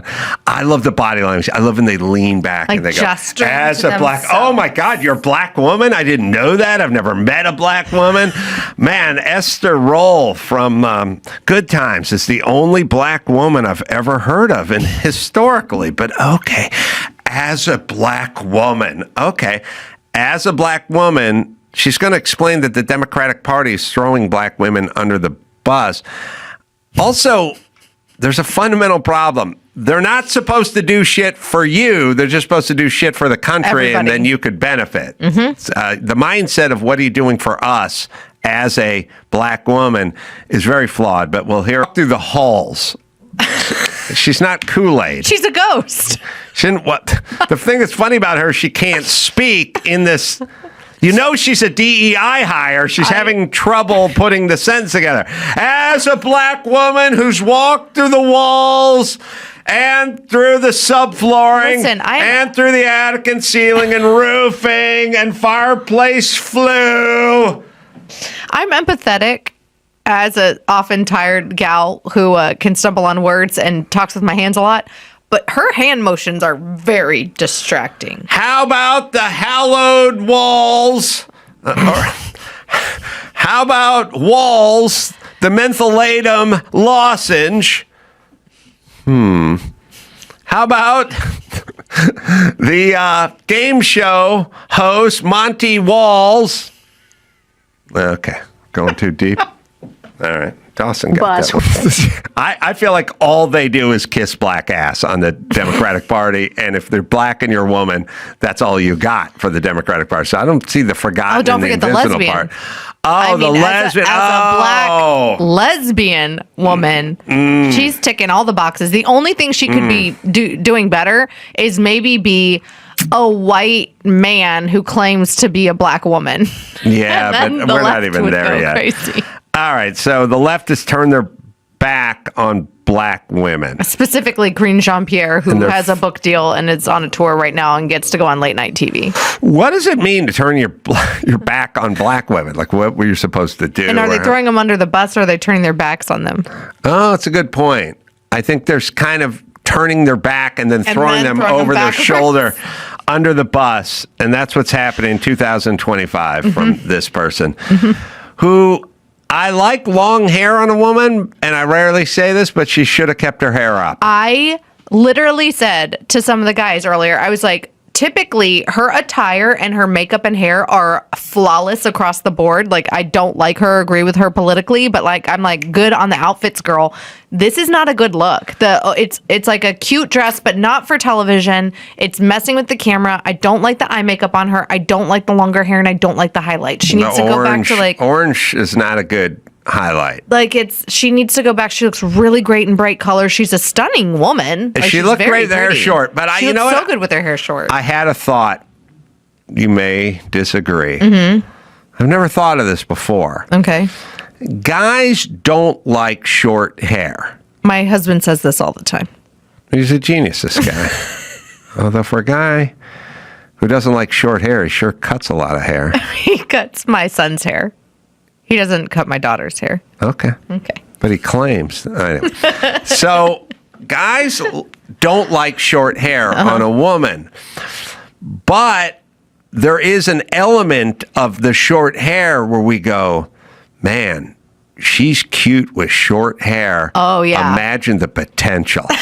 Imagine if she grew that hair out where like how much hotter she'd be. Right. So like if she's an 8 with a bob. Right. Then you're like, damn, she gets that collarbone length and she's a 10. Right. So I can't tell if I like KJP's short hair, or I was dreaming about the potential of the long hair. But now I've taken a glimpse into the future, and I've seen the long hair, and I don't like it. And now I'm ruined on her. Well, I hate to break it to you. I could get her. You're not her type for two big reasons. Yeah, well, I got one bigger one, baby, that all women recognize. So that, and also, I don't know that she'd date a guy that's a little right-leaning or logical-leaning, on top of the fact that she prefers the ladies. And I think she's married. The long hair with the orange highlight is not good, and I've also given up on the potential of her. I've realized when she had that short hair, there was something there. Yeah. Despite the fact that she fumbled her words and covered up for a dementia-riddled president. First off, you're holding out hope. This isn't her fault. Just like it's none of the dingbat DEI hires' faults from the Biden administration. He just took these idiots and shoved them into places they weren't supposed to be. Yeah. And then they couldn't do the job because they weren't qualified to do the job. Like Justice Jackson. Yeah, so there's nothing, how else would you go, she's on the Supreme Court and she's a dingbat. Yeah, she was a DEI hire. Yeah, she did. Sotomayor was too. And of course, they're the only two dingbats on the Supreme Court, but fine. Sotomayor at least worked at Harvard. Yeah, but she so may be dumber than Ketanji Brown Jackson. She's the one who was complaining about kids being on ventilators or something when she was trying to get everyone vaccinated, forced to be vaccinated. KJP not married, so the window's still open. Okay, so she's just a lesbian that Adam thinks that he can win over. And I call turning her out, but yeah, win over. If that's your vernacular, fine. I call turning them out. I'll turn her out. There's a clip of her on a Friendly podcast, Andrew, where she was talking over. There is a thing.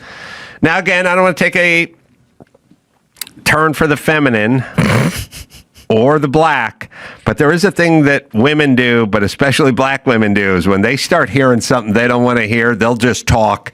They'll go, uh-oh. Ooh. I mean, it's like, I'll tell you what, let's do some role playing, Dawson. You go. Dawson's the girl? Or you're the girl? I'm going to do it because I feel like you're going to fuck it up. But you can try. Let's have you try. I'm just going to sit back and observe. You try. Two cis. Dawson may fuck it up too. But Dawson, here's what I'll tell you. Here's your job in this acting experiment. You're going to say, well, I got news for you. And then I'll go, lay it on me. And then you go, I heard you were cheating on your wife. And then just keep talking about how you heard it. And then I'll tell you what black chicks do, right? I got news for you, pal. Yeah, well, let's hear it. I heard you were cheating on your wife. Yeah, well, you know what? Phil a lot of people say a lot of things. A lot of people say a lot of things. A lot of people say a lot of things. A lot of people say a lot of things. Like they go, that's how you know it happened. Because if it didn't happen, you go, yeah, all right. Tell me, where was I? Because I was out of town last week. But go ahead. Right. But they'll do the, heard something that's true. Gonna go right over the top. This is her. She's a communications person, a press person. She's being interviewed. So listen what happens during this interview. We did have legislative wins. Sure, and he didn't talk about them that well, though. He couldn't talk about them. He wasn't campaigning. No. Wait, first of all, he did talk about them. Whether it broke through or not, he did. Tim, he did talk about. I mean, he talked way less to the press than Donald Trump does. Way less. And he wasn't out there at all. He wasn't good off the cuff. He wasn't doing press conferences. Let's just be real. Like, he didn't do big events. Tim, that's not true. Okay, she said, but Tim, pardon me. She said, but Tim 9 times. I think it was 9 or 10 times. That reminds me of my 6-year-old. So he just goes, he talked to the press way less than Donald Trump does. Fact check true. Which is the most accurate statement since the sky is blue and the earth is round. I mean, he just said it, and but Tim. Like, okay, just go. Let him say what he has to say, and then go, well, you know what, Tim? I'll tell you this. In Biden's first year of office, he did 141 press conferences, and Trump's only done 89. So how do you like that? Or he had this many legislative wins compared to President Trump's yada yada. But Tim, yeah, just go back 30 seconds and just listen. First off, it's bad communication. It reminds me of my 6-year-old when she's trying to blame something on my 8-year-old. It's also these people, these poor people, because they're like, wait a minute. This guy's a liberal and he's shaking my his whole head. thing, it's the funniest thing, because I go, I thought our agreement was I go on your super liberal show and you don't ask any questions. What happened to the agreement we had? Which is popping up more and more now. But here it is, Tim. Talk about them, whether it broke through or not. He did. Tim, he did talk about. I mean, he talked way less to the press than Donald Trump does. Way less. And he wasn't out there at all. He wasn't good off the cuff. He wasn't doing press conferences. Let's just be real. Like, he didn't do paid events. Tim, that's not true. Tim, you're conflating all of it. I think she said it 8 times. All right. It's Tims. not true. What isn't true? Donald Trump is doing a press conference somewhere right now, and he's on the toilet. He's physically sitting on a toilet, making a number 2, and there's 3 reporters in the bathroom with him because he couldn't take a break from talking to reporters. Well, he's also on Truth Social. Right. And Biden would call to wrap at 3 p.m. and then do a thing where they go, hey, they told me not to talk about stuff. I mean, but Timbuktu. All right, Alicia Krause. Yes, sir. Let me give you a plug. Oh, thanks. I think you're going to like my op-ed this week. Oh, yeah? The Washington Examiner? What's it on? About how women should be eating peanuts and medical community is full of shit. Oh my God. Oh, my God. My book from 15 years ago, I was screaming about give them peanuts. Yeah. Give them peanuts. And a pregnant gal can have some sushi and a glass of wine every once in a while, too. God, I'm reading that. All right, I'm going to be at Flappers in Burbank on the 29th and Boston at the Wilbur Theater. That'll be November 6th, and then the 7th in Buffalo, New York at Electric City. And go to adamcarolla.com for all the live dates. And Kevin Federline, You Thought You Knew, is the name of the book's available as we speak. And Fitz Dog's got live shows everywhere at GregFitzsimmons.com. Until next time, it's Adam Carolla for Greg Fitzsimmons and Kevin Federline, Alicia Krause saying mahala. Ace man, 2 kids, 0 umbilical cords cut. Let the doctors do it. Get it on. You can leave us a message at 888-634-1744. Yeah, another thing, chicks trying to make you uncomfortable. My kids were born. You got to cut the umbilical cord. I don't want to. You got to do it. It's like, it's chicks. You've got. It's like I don't want to beat off. I don't want to cut the umbilical cord. It's like I don't want to do all this shit. And it's like it's important. I don't know why, but maybe. Yeah. That's why he asked me to cut his kid's umbilical cord. That was very nice of him. God. All right. What do you got, Rudy? All right. So, more gay people are speaking out against the gender ideology of trans and queer activists. More than 36 in-depth interviews with gay men, lesbian women, bisexuals, and transgender people, along with surveys and several new books, reveal a complicated relationship between the LGB and TQ plus components of what advocacy organizations and the Democratic Party refer to as LGBTQ people. Can we, was this ever going to work where you take like 8 separate groups and just put them all in one hamper and go, that I represent all you? Because it always seemed weird that, well, this group's gay and this group's lesbian and this group is trans and this group is bi-curious or something. But why would they all be together? And why, like if I just went, look, I represent football. All right. So what I do is I take the Raiders fans and the Seahawk fans and the Rams fans and the Cardinals fans. I just put them together and then I represent. It's like, they don't all want each other to win. Right. They have different teams. They have different jerseys. They're only one's going to make the Super Bowl this year. Why do you think this is going to work that I can lump even that way with like black and brown? Like, listen, I don't know if you've done the black and brown math, but I've done the prison black and brown math. They don't seem to want to hang out together that often. So, I mean, you'd probably be better off lumping white people and brown people together than black and brown. They pretty much stab each other in prison. So I don't think they're the best of buddies. So why is it you represent? Also, it's always like the same white chick who represents the black and brown community and the LGBT. So, hey, heterosexual white bitch, you with the red hair, you represent the black and the brown and then 5 different sexualities that you're not? Yeah. That's presumptuous. Yeah, Adam. Yeah, I don't know.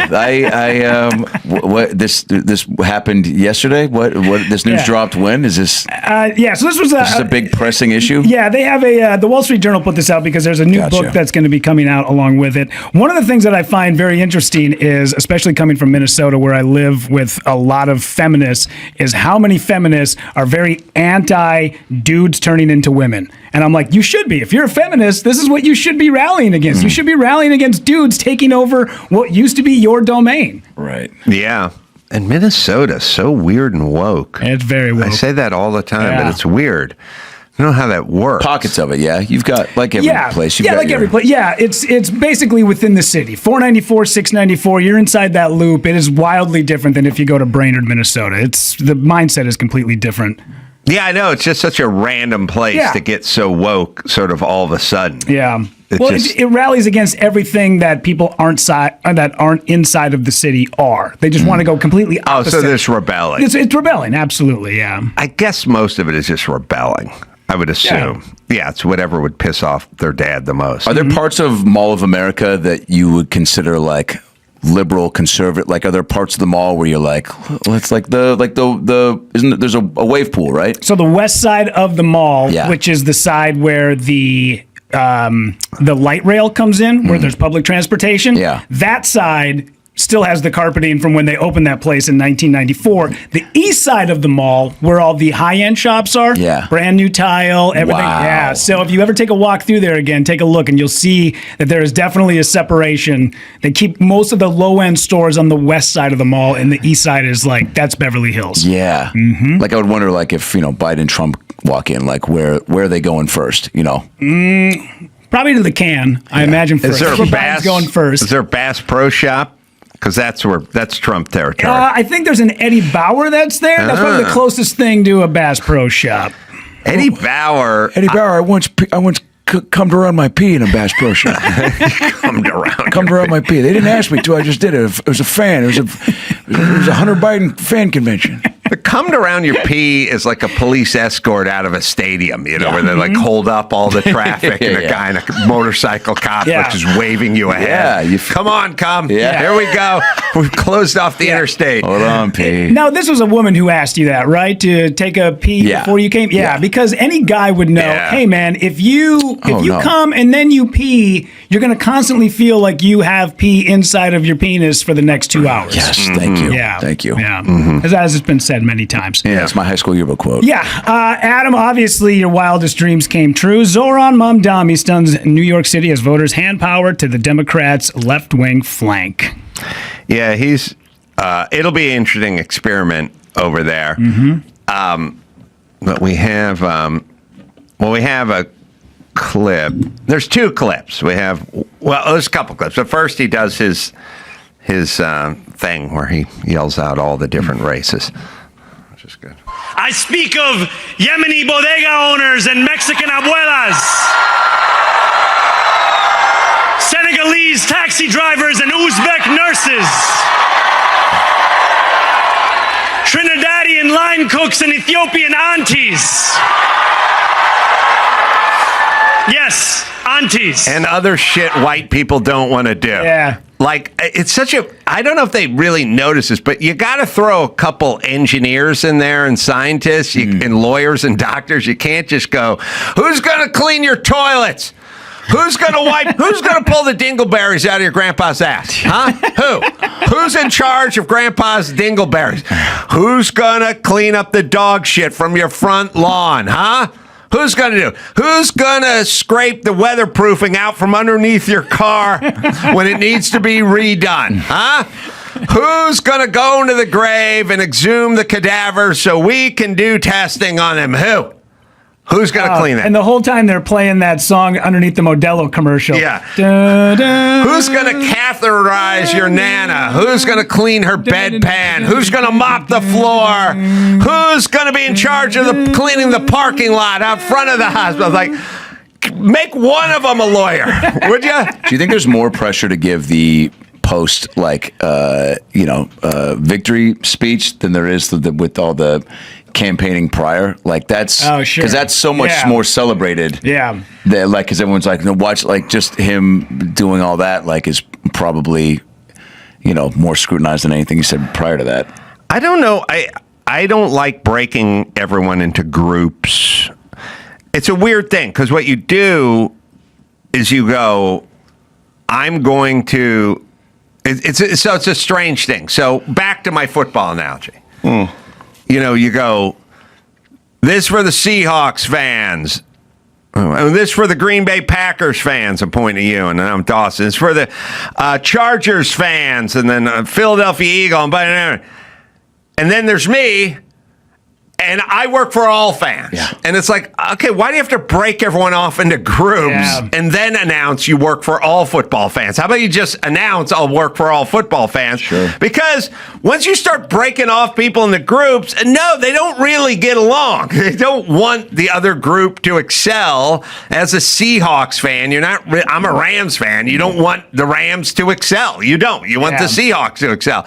So stop breaking everyone off into fucking groups.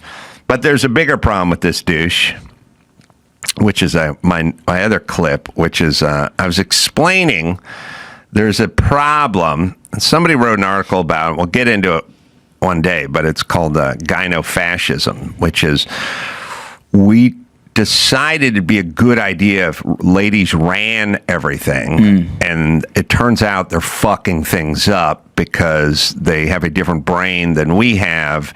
And when they get in charge, they tend to not be good as a group at running things. There needs to be a little more testosterone mix in there.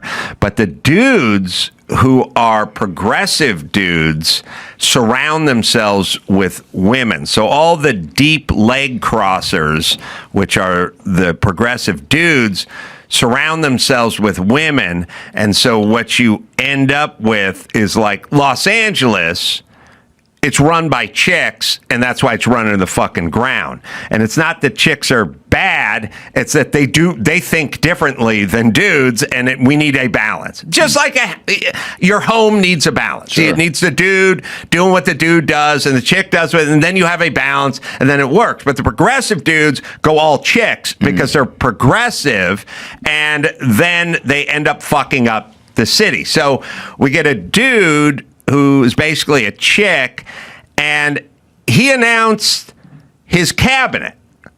And I want you to listen to the names of the 5 people he named for his cabinet. By the way, he stands on the podium surrounded by 4 women. But here we go. Come to expect from government.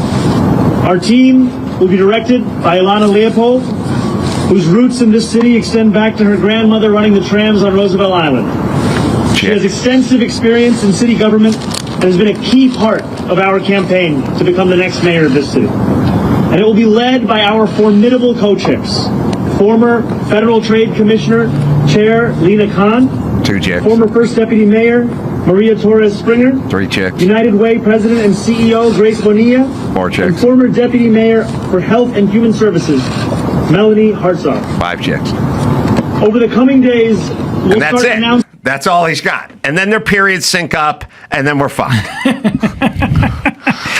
Listen. I mean, how much of it is him being progressive, and how much? It's him being progressive. So there's no actual, like, these are talented, like they've been doing it for a while, like these are who he truly is. Like these are probably the right picks for me. Or look, it's like, okay, first off, he's on stage with 5 chicks. Now, I'm sure they have history, and they have skill sets, and they have experience. It's true. But he probably also knows some dudes.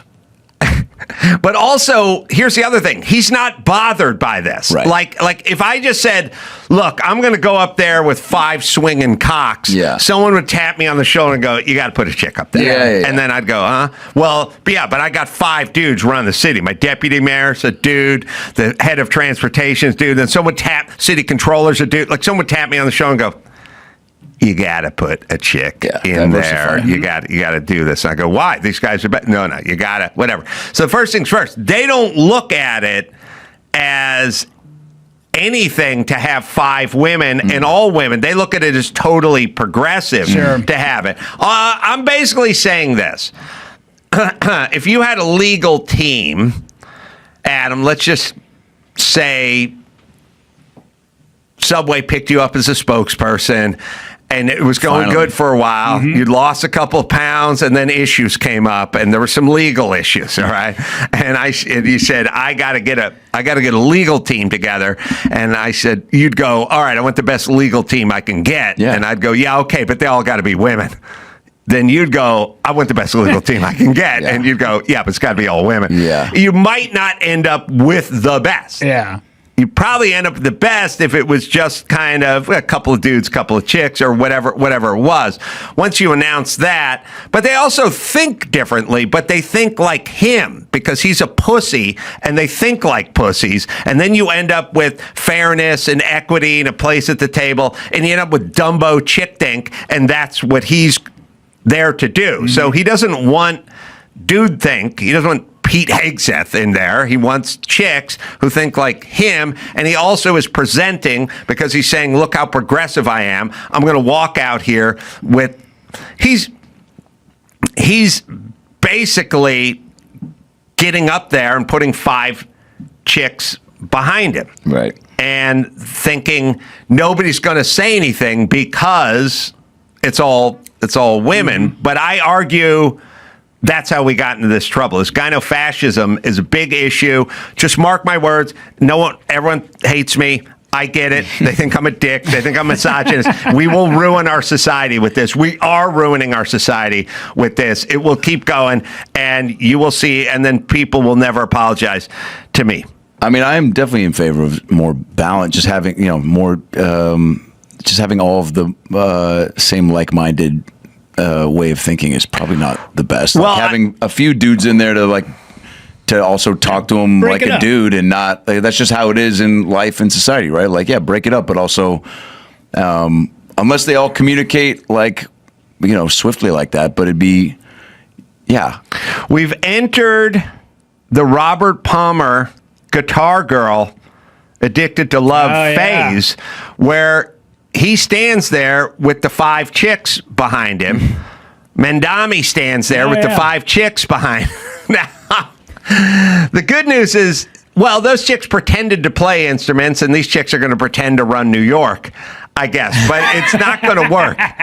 It's not. LA's all fucking chicks running LA, and they've run it into the fucking ground. It's good for ceremonial shit. It's good for... Dodgers and parades. It's not good for wildfires. Yeah, that'll change. What I want Karen to say. Bess is, she's done, right? I think she's done. I think she's. Is there a guy? Let me ask you guys hypothetically. The Robert Palmer and his Guitar Girls, right? Is there a dude? Maybe it's David Lee Roth. I don't know. Maybe it's a producer. Maybe it's an actor. Maybe it's just a coxman. The guy's really done well. Is there a guy who says, I got 3 of the Guitar Girls? Or 2, like multiple. You know what I mean? Same time or different times? Just different, just spread out over the course of the later 80s. Yeah. You know what I mean? Where you go, I got the one Guitar Girl, I got the one Robert Palmer, bass player. I got her. We were at a party, we were at one of those Hollywood parties. It was at Don Johnson's, back, Miami Vice. We were at Johnson's party. Sure. And I got the one. And then 7 months later, I was hanging with Charlie Sheen, and we went to a thing. And anyway, the keyboard chick was there and fucking hooked up. Yeah. Like, is there someone... Everybody fucked that girl that night. Is there somebody... dude, everybody got the keyboard girl, dude. Is there anyone who got more than one Guitar Girl? I mean, look, they're models. Darius Rucker? Yeah. Well, probably Charlie Sheen, if you think about it. This is pre... I'm thinking about it now. I'm coming on my pee. This is, like I said, the best time ever. It is pre-AIDS, mid-Coke. As a society. You found your next special title. Pre-AIDS, mid-Coke, party is fucking on. Yeah. There's First off, coke wasn't even considered bad for you. Wow. It was considered like kind of good for you. Yeah. Like, hey man, you need a bump because we're going out tonight. Like we need to have a fucking. It was the original Red Bull. Yeah, it was Red Bull. It was Red Bull. It's just the same judgment. Like, yeah, take a bump. We're fucking going out Not too partying much of that, tonight. it'll fuck you up. It was like original Red Bull. Wow. Coke and vodka. I see both. Just shot. And then there are no AIDS. So what are we talking about here? Yeah. So somebody had to get the guitar girls. Yeah. Also, I was thinking, is it that easy for just any gal on the street back during that time in like the mid 80s? Could she just say, you might not recognize me. I was actually one of the gals from the Robert Palmer video, because all them gals were dressed up. They had the hair slicked back. Oh, yeah. They're not wearing the tight black dress anywhere. Couldn't you just go out and say you were in that video and people be like, oh shit. Yeah, you just had to be not fat. Yeah. Tight dress. Okay. There's two dudes you're talking to at a party. Sure. Right? And one dude you talk to turns out got two guitar girls. Okay, not once, not once, spread out over several months. Mm-hmm. But he got two guitar girls, right? That's one dude. Rhythm section. Yeah. The other dude got one guitar girl, but one Bananarama. Oh. Where we at? Dude. What kind of respect level? You know what I mean? Because he that's pretty good, but the two, getting two from Robert Palmer's band is, or the one Bananarama. There's only three of them. Yeah, well, you're probably shooting your shot for somebody from the Bangles, but that didn't pan out. So then you went Bananarama. It was a cruel summer. Well, the Bangles had some possible downside, because not all the Bangles. I'd love to hear where this is going, because I don't think there's any downside to the Bangles. They weren't all lookers. You see, the guitar girls, that's 5 for 5, and Bananarama's 3 for 3. Okay. What I'm saying is, you could take all the guitar girls and Bananarama and put them into a tumbler, and I'd just go, I don't know, whatever two come out. Like I'm playing bingo with my balls, right? Yeah. Like there's no better, no worse. The Bangles had some tougher selections. Is that the poster for the new Spinal And Tap? I'm not talking about I'm not talking about homely, but it wasn't all Susanna Hoffs, right? You know what I mean? There were some of them were a little less, wouldn't have been a big deal when you were in high school. You know what I'm saying? Is that Susanna Hoffs now? Wow. Susanna Hoffs is great. Dude. Still beautiful. Beauty. Petite. When was the last time you saw her? She was in here a few years ago, and you would marvel at how well Petite has held up. What's her secret? It's being petite. I do think like petite women. It's almost like being Asian. You're gonna be fine, Rudy. They just hold up. You're gonna be Thank fine. you, buddy. Yeah. Now, all right. So what I'm saying is you can't go all of Bangles. Yeah. Okay. But you can go all of Bananarama. Yeah. And you can go all guitar girls. Okay. But the question remains, you only got one dude you can hang out with at the party. Is it two guitar girls, or is it a Bananarama and a guitar girl? I think you go with the guy who got the gal from Bananarama and one of the guitar girls. Yeah. That guy's got stories. He's a well-versed man. Yeah, there's the girl with the butterfly tattoo, but there's the guy with the, Kanye hugging a swastika tattoo. Who are you going to talk to? Right. But with the guitar girl, you do have the ancillary story of the one finding out about the other at some point, and some sparks flying on the next video shoot, Robert right? Palmer video, yeah. Right. Now you got to keep in mind too that when Addicted to Love came out, he had the 4 whatever guitar girls, but then when he followed it up with Simply Irresistible, he threw like 30, 40 models in that thing, all doing the same thing. Wow. So if you go with the guy who does the guitar girl thing, you can kind of include those, and then you say the guy knows how to play the odds. Well, I'm going to be more specific and just go Addicted to Love. Okay. But not Simply Irresistible. Not Simply Irresistible. Both horrible, shitty songs. Horrible Robert Palmer songs. Rest in peace. But horrible songs. So, yeah, I'm going to keep it to the original 5 guitar girls. Speaking of ladies, man, do you know Lou Bega got Me Too'd? What? No, gotcha. You guys are on my new prank show called Fuck You, Adam and Rudy. We got you there. But if there was a guy to get called out, a little bit of Erica, a little bit of Monica, Monica, he had them all out there. Put himself on blast. Mm-hmm. Wears his heart on his sleeve. Oh, God. I remember interviewing Lou Bega. You did? Yeah. Oh, man. Yeah. That might be the coolest thing you've told me. Yeah. Loveline, MTV. Oh, my God. The height of Bega. Lou Bega, 1997 and a half or something. I remember... I was no David Frost, I was like right off the construction site, so I didn't really have my interviewing chops, but I would try to, I knew at the time the song sucked badly. Like I knew it sucked. Because of how popular it was? Yeah, because how popular it was. And I also knew he had no follow-up to this. This was going to be it for Lou Bega. I knew there was nothing else. And I was attempting to do an interview and sort of started to be tactful when I said, like, you saving your money? You know what I mean? Or like, you getting any vocational training? Or like, God. I was trying to kind of say, like, a plan B. Don't. Are you interested in law? It can be a tricky business, And Lou just sort of looked at me with his penciled-in mustache and his bowler on, and he just looked at me and he just went, "This is just the beginning." And I was like, well, hang on to that money, And he's like, this is a launching pad. Like it's from here up, from here. And I remember kind of going, I don't think it is, And based on your talent, just having a really shitty song. And he just gave me a look like, what are you talking about? Because it's going to be... This is the beginning of Lou Bega mania. And your grandparents and grandchildren will know about Lou Bega years from now. And I was like, I just remember thinking, oh man, this is trouble. Yeah. Holy shit. What a place to be where you're that self-assured.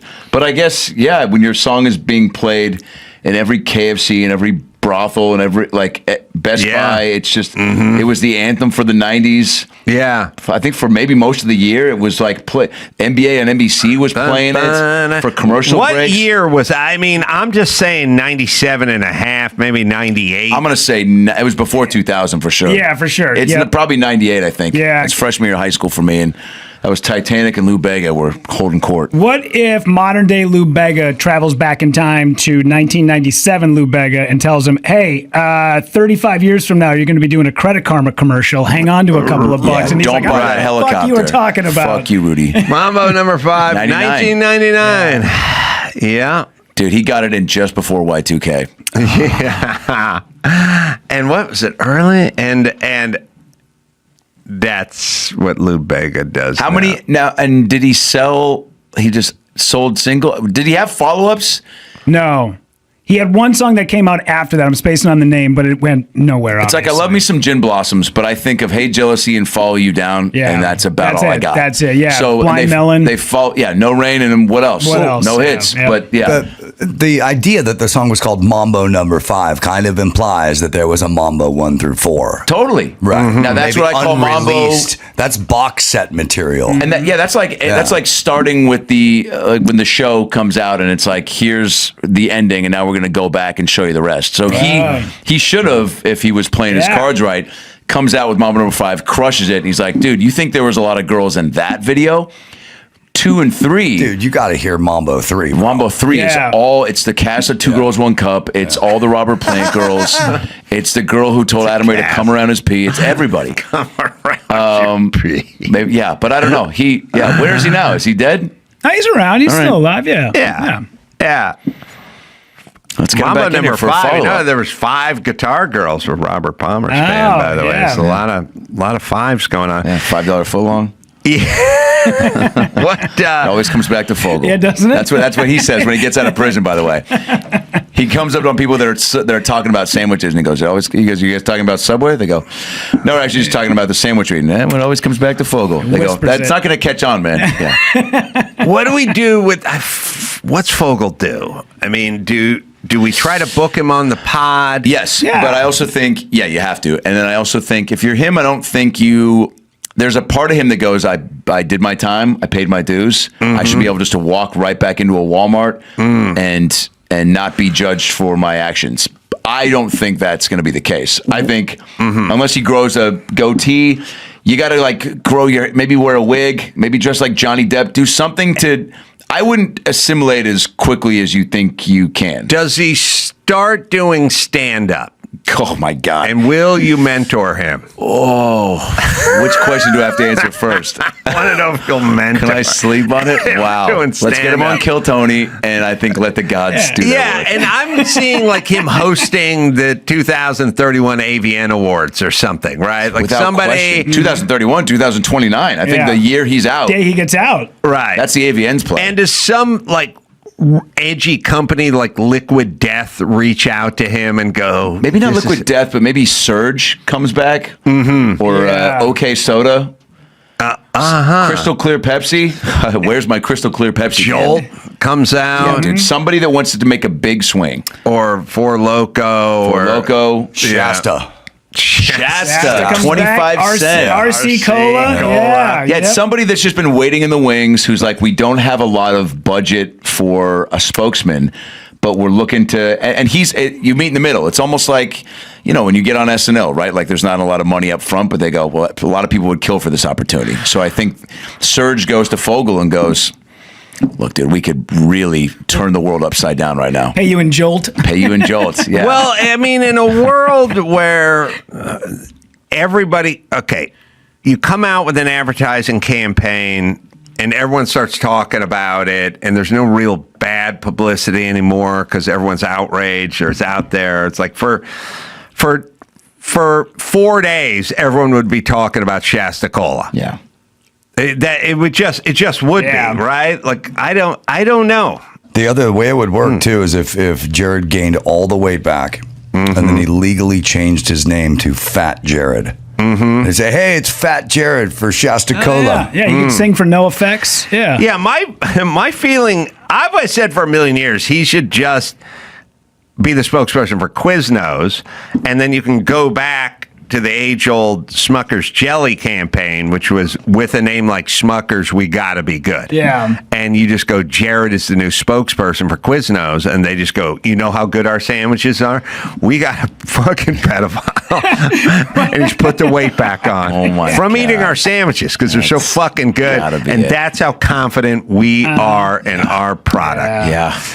All right, let's give some plugs where plugs are due. Adam's got shows coming up in Houston. That'll be November 14th through the 16th at the Houston Improv. Laugh Out Loud Comedy Club, San Antonio, Texas. After that, that's December 5th and 6th. And then what you can do is you can go to adamraycomedy.com. Yeah, that's and my big theater tour starts January through April. The Who Is Me tour, Wilbur, Town Hall in New York, the Moore in Seattle, a bunch of Hard Rocks in Florida. And then I got a new character that I'm doing, Bruce Robbins, this mentalist magician at the Comedy Store, November 12th with Brad Williams and Harlan Williams as my first guest. It's a wild show, a lot of fun. I hired an owl. It's going to be bananas. Wow. Rudy, where are your dates? Where can we find your dates? I'm going to be this weekend. I'll be at La Jolla at the Comedy Store with Michael Yo. And then the 21st, 22nd, I'll be at the Blue Note in Honolulu. And then November 28th, find me at Heavy Rotation Brewing in Brooklyn Park, Minnesota. So I'm at the Wilbur tonight, and then Buffalo, New York at Electric City. You can go to adamcarolla.com for all that. Until next time, One more thing. Last Dr. Phil Live, December 16th, the Will Turn. Last Dr. Phil Live, December 16th. I mean, we're doing a few in Australia, but this is the last one ever. So, until next time, Adam Carolla, Adam Ray, and Rudy Pavich saying mahalo.